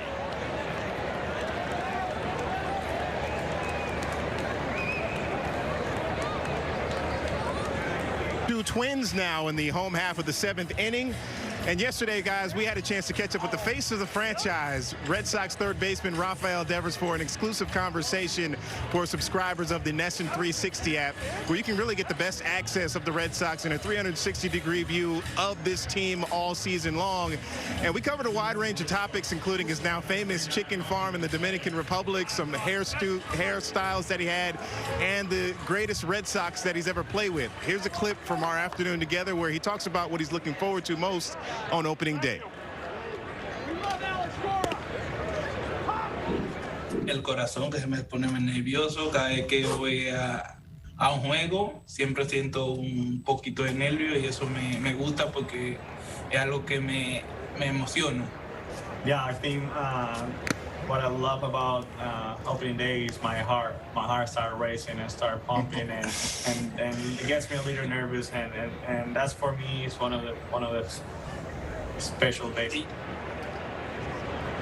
So a really good time with Rafi, guys, and plenty more where that came from. Make sure you authenticate with NESN 360 app this Red Sox season to stream games on the go, watch on-demand content, and more for exclusive opportunities like the one you just witnessed, and a future one that I'm actually getting ready to pitch, guys. That's because Rafi gave me an open invitation to come to the Dominican and come check out his chicken farm. So looking to do that this offseason at some point. Boy, that's outstanding. I just love the chicken farm aspect. That's so amazing about him. Well, that's a place that I have always wanted to travel to. I've always wanted to get to the Dominican. Have you been? Yeah, multiple times. I love it there. It's a great trip, isn't it? It really is. I mean, on a touristy side of things, yes, it's great. But if you go into the cities and you're with the people and experience the culture, it's a great time. Happy people over there. They really are. That's what everybody tells me. And given the incredible rich history of baseball, I've got to go. I like going and experience the culture and the food in different countries. Sure. You know, go to the local, hole-in-the-wall spots that aren't the typical places you would go to if you're going to visit a country. Top of the bench. So some might say, well, I'm taking food advice from a guy who fires down these meat missiles. Here we go. At ballparks. Well-rounded. You're well-rounded when it comes to the culinary delights of the planet. I'm just not picky. That's a good way to say that. I'm not picky.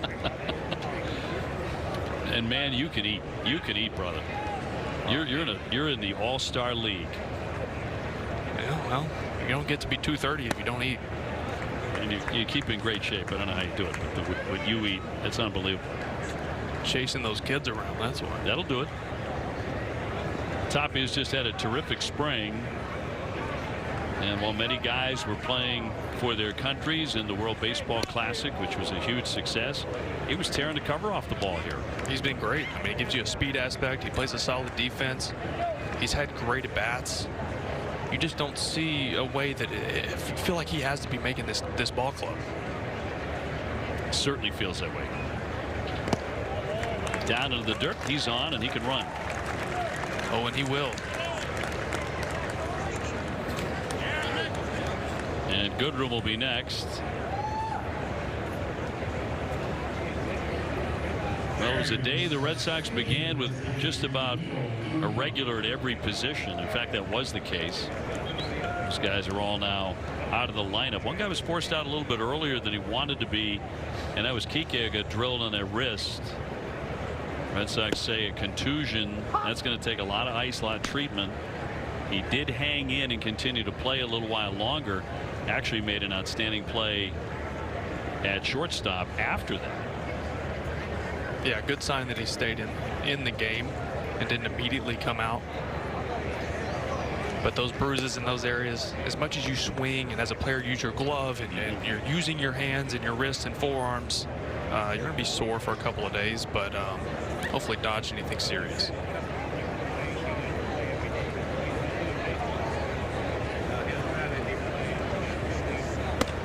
One up and away. 6-2 lead here for Minnesota.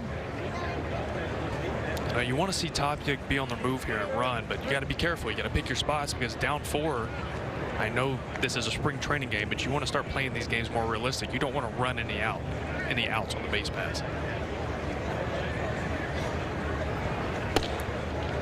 Fastball misses there. Cut fastball.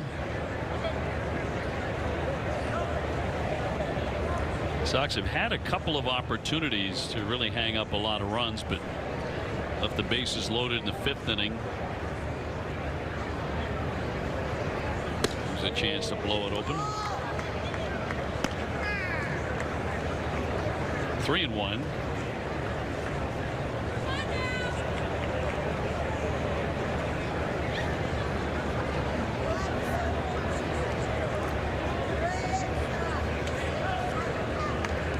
One man out. Tapia holding, and a big cut and a miss. She foul tip to the mitt.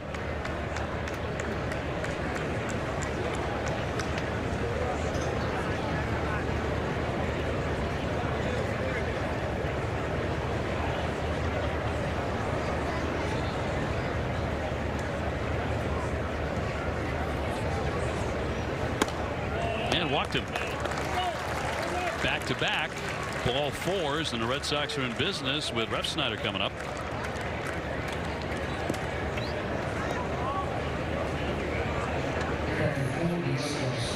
Rob, of course, firmly on the team. It was well before spring training arrived. He's talked about what a great feeling that is. Really, first time in his career. Yeah, you know, it's important to have your star stud starters, but to have a reliable guy like Rob Refsnyder on your bench, because injuries happen, do 162, we all know that, and having a guy like that you can plug in that can be reliable, that can play good defense, makes good mental decisions, and always has quality at bats, that's huge for the ball club. It's his birthday today. Happy birthday, Rob. 32 years old. Pops down. The catcher can't find it. It's off into the crowd anyway.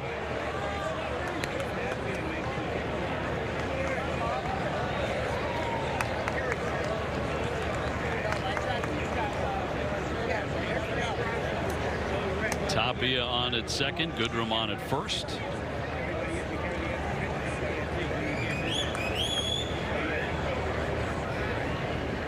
And the 0-2.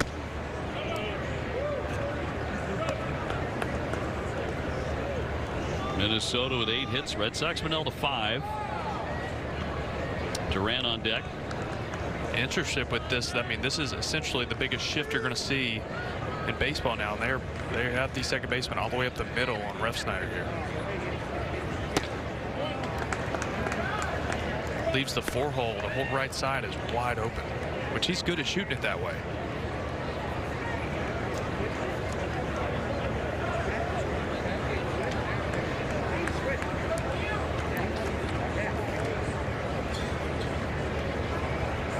Only one out, and he won't offer. Good take. Full count. This has pretty much been the norm here in spring training. We've only had one pitcher violation. No hitter violations today.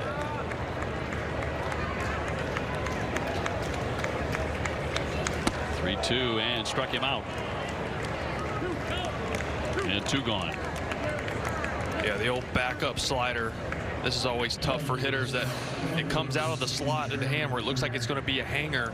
And look, it almost looks like it backs up. It just stays in, doesn't really break. It comes down a little bit, but doesn't come back over the plate. Backed up. That's tough. So Duran batting for the first time today. A couple of men on and 2 out.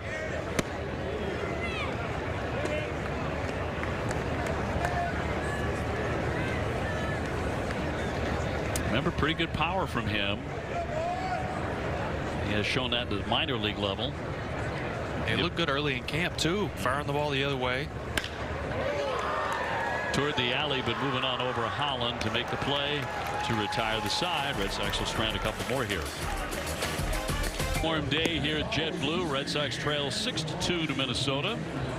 Will Middlebrooks, Dave O'Brien, and Jemai Webster. Will be on the call for a bunch of games and in studio all throughout the season as John Schreiber makes an appearance here. Heck of a year last year. He was a mainstay in that bullpen. This is a big outing for John Schreiber. He has struggled with command this spring. It's been a tough spring for him. The stuff is there. We know how good he can be. Confidence builder right here as this is coming to the end of camp. Get it nailed down.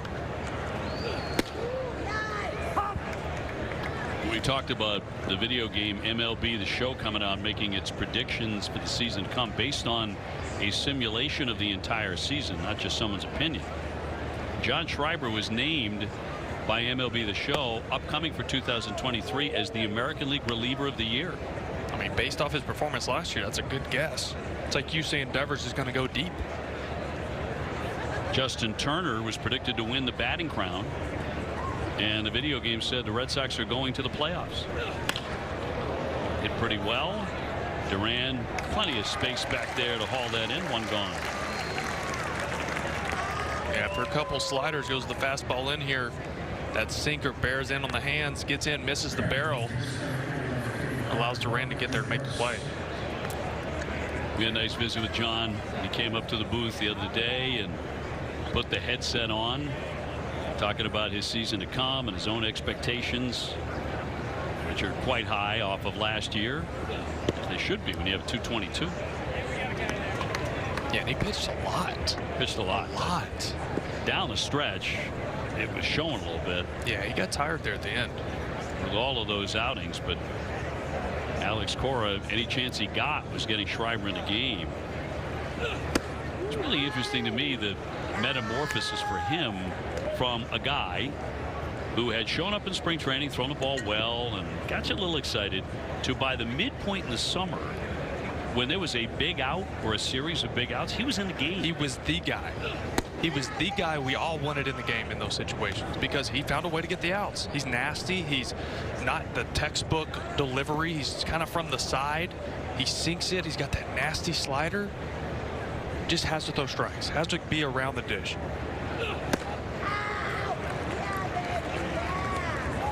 Two and two. That's 94 with sink. From that arm slot, that's tough. Even tougher for a right-handed batter.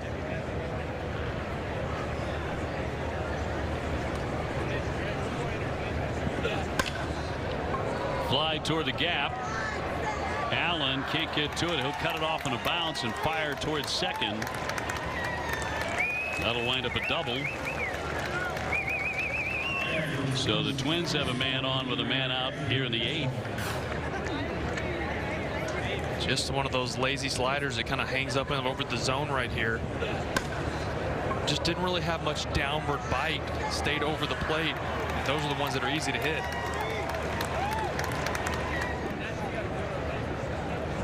Sometimes guys with that sidearm action, you can get around it a lot, and it just kind of spins. So Contreras with a 2-base hit.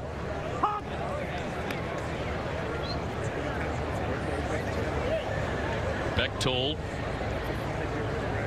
batting out of 7th spot where Castro homered earlier today. Jeffers also hit one out, as did Perez. So 3 blasts from Minnesota.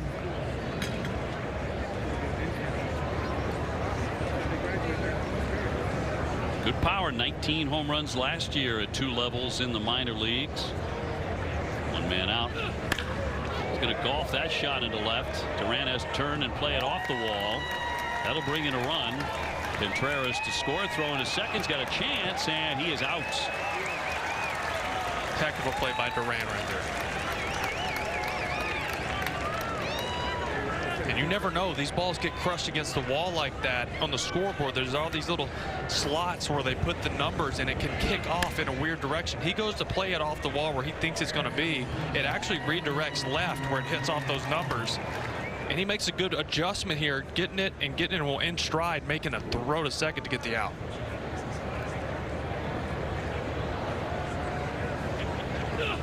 So 2 down.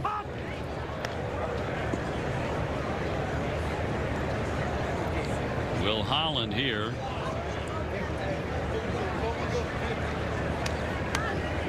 Minor leaguer with 9 home runs last season.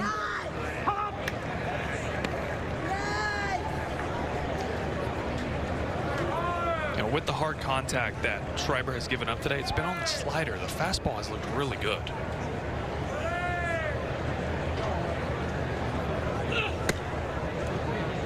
Slider just hadn't had that bite. A couple of them have been good. The other ones have just kind of spun and hung over the plate and not had that late action that gets the swing and miss with a weak contact.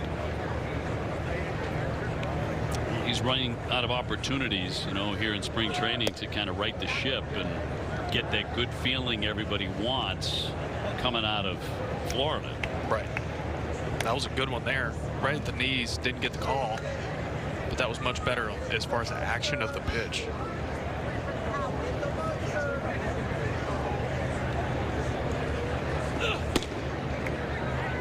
Close, but not a strike. And he's such an important guy. I don't think you can overestimate his value in the bullpen. And you just have to believe that he's going to tighten it up and figure it out. And smoked him. Struck him out. Another run in. Now 7-360. Great season for the Bees continues. Red Sox about to launch what is called the championship season, regular season, on Thursday. Minnesota ahead 7-2. Dave O'Brien, Will Middlebrooks, Jemai Webster. Johan Duran, a flame-throwing right-hander on the hill now for Minnesota. Yeah, that first one was 101. If you like to see gas, watch now. Last year he appeared in 57 games for the Twins, had a 1.86 ERA, about 12 strikeouts per 9. I got him tabbed as a breakout guy this year. It is an opportunity to be one of the better closers in the game. The stuff is just off the charts.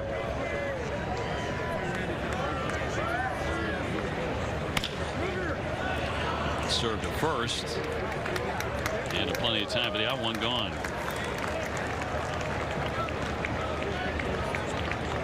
That was a splitter at 96, by the way. Splitter. Kidding me? Allen did well just to put it in play.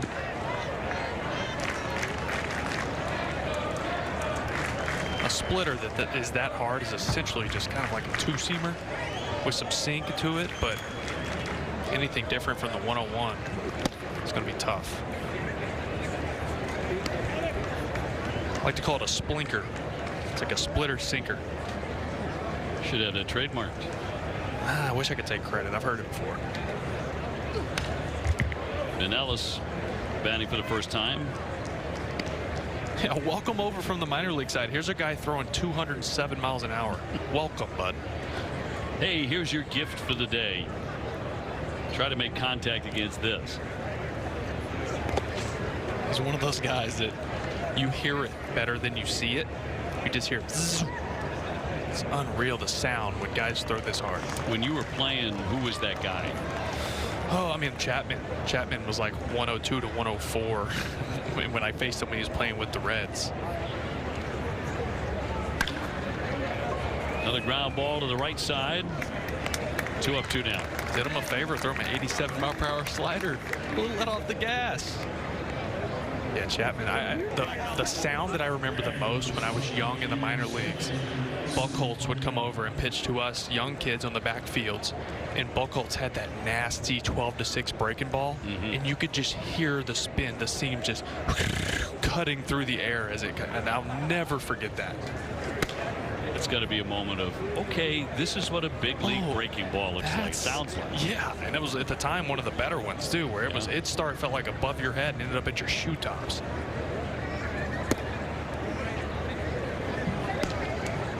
Paulino batting with the bases empty. Red Sox down by 5 late.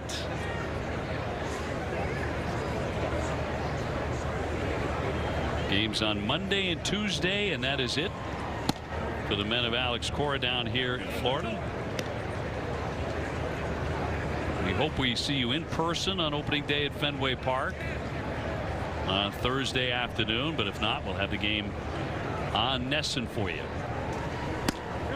Tried to check, and he went. I'll tell you what, Fenway Park, the field, the grass, the dirt, Dave Miller has been doing such a good job, and he's been documenting it all on Instagram, so you can follow along with him. Everything he does as far as field maintenance. They brought in all the new sod and dirt and clay. It's been really cool to follow along where it was literally the outfield was just dirt. There was nothing there. And now you look and it's just perfect. It's artwork. It'll be a beautiful thing. See the ballpark for the first time, you know, in a new year. Swing and a miss. Nasty stuff. 1, 2, 3 goes. That's a good rule of thumb. I am not in that parking lot, by the way. Look, I walked to work today. What are you complaining about? Back in my day, I worked 5 miles. 15 miles in the snow, shoeless. Spring training game. Di Valerio to take over. Last season at A-ball, 4-0, 5.77 ERA. Getting some work here in a Grapefruit League game, and has come to the 9th inning. Game that Chris Sale started. He went 5, giving up 5 hits, couple of runs. Felt really good. Broke out a curveball today more often than we've seen. Yeah, I like that. Good shape to it. You know how that hard slider at the back foot's good, but to take a little bit, change the shape of it, where it starts higher, or hitters are going to take it thinking, oh, it's a slider, it's going to stay above the zone, and it drops down and catches it. Yeah. It's going to be a good pitch for him. And it adds a 4th pitch. I don't even know if he would call it his curveball or if it's just a slider that he throws differently. That's something I'll have to talk to him about. But Slurvy, whatever it is, it's different. It adds a different perspective for a hitter. Kelly to bat here with the bases empty. 1 gone in the 9th.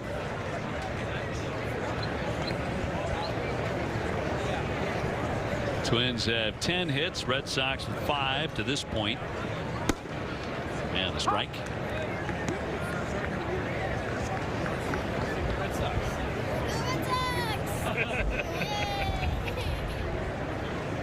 She's got the rally cap on.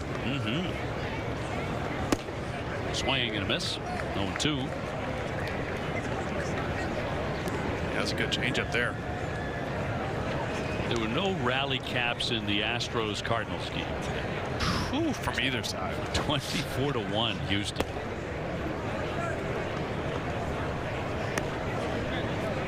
Yeah, 9 spot in 8th. And they're without Altuve for a while. He's got a fractured finger, a result of the World Baseball Classic, so unfortunate.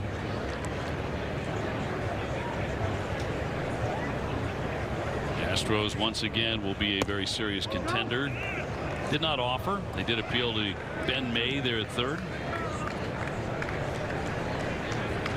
The Astros are interesting. You know, they let Justin Verlander walk after he wins a Cy Young because they believe in the guys like Christian Javier, Framber Valdez, these guys that are going to be in the Cy Young talks. Really good stuff. The depth they have pitching is unbelievable. Well, they fired their general manager. It's going to be ball 4. Fired their GM after winning the whole thing, which was fascinating, but it should be right there. They got better offensively too. They picked up Jose Abreu to play first base, former MVP from the White Sox. He'll put some at bats on you.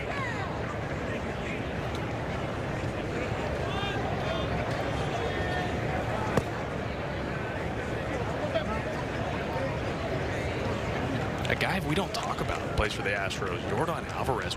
No one ever talks enough about that guy. He's one of the best hitters that I've seen in the game. Yes.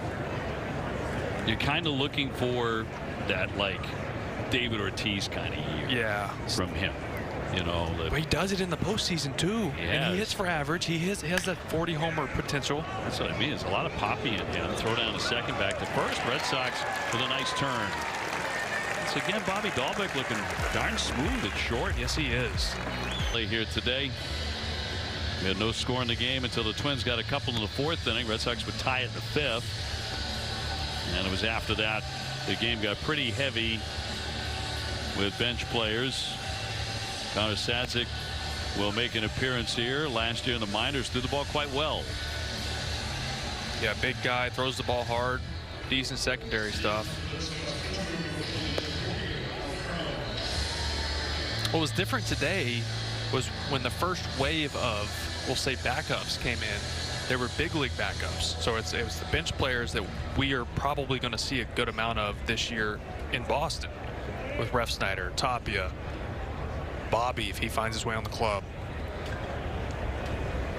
That's not the real Tapia, but a big fan. So bottom of the ninth inning. Alfaro will lift that one down to right field line. Kelly giving it a long chase, makes a nice play. That's a tougher than it looks effort. So one pitch and one out. And Bobby is next. Yeah, it's a tough play. You're battling the sun. You're running back. You're trying to find the wall. Could have gone for the basket catch, but he felt like he had the right angle. Just kind of catched above his head. Made it look easy. Bobby Dahlbeck looking to get into one. Certainly one of the largest shortstops you're going to see when he does play there. Yeah, what, 6'4", 220 I think he's at right now. He still moves really well. I think it's true that among major leaguers, when they do change positions or they're asked to play a different position that is uncommon to them, the first thought is, wait a minute, I'm not so sure. Which is natural. Line drive, and that's going to be caught at short by Perez, and 2 fast outs. But when you're playing a position you've played before, even a little bit, that certainly makes a difference, and he looks pretty natural over there. Yeah, he's just athletic. That's where, you know, he can play a good third base. He can play good first base. First base was new to him last year, so he's trying to learn the footwork, and we saw some of those growing pains last year over there, especially early in the season, with him trying to find the bag with his feet, or, you know, taking certain angles on balls, and that's just part of grooming yourself into that position. Unfortunately, he couldn't do it in the minor leagues. He had to develop at that position in the big leagues, and there can be some bumps in the road. Well, that's to my point. I mean, you're risking a lot of things, and being embarrassed is one of them. Of course. But I thought he got better and better over there. Worked very hard at it. And, you know, depending on where his career is going to take him, you're a lot more valuable if you can play multiple positions.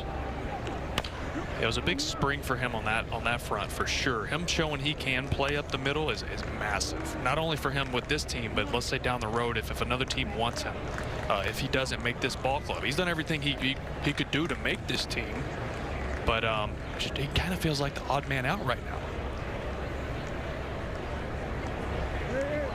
2 down, nobody aboard. 7-2 Minnesota, bottom of the ninth inning.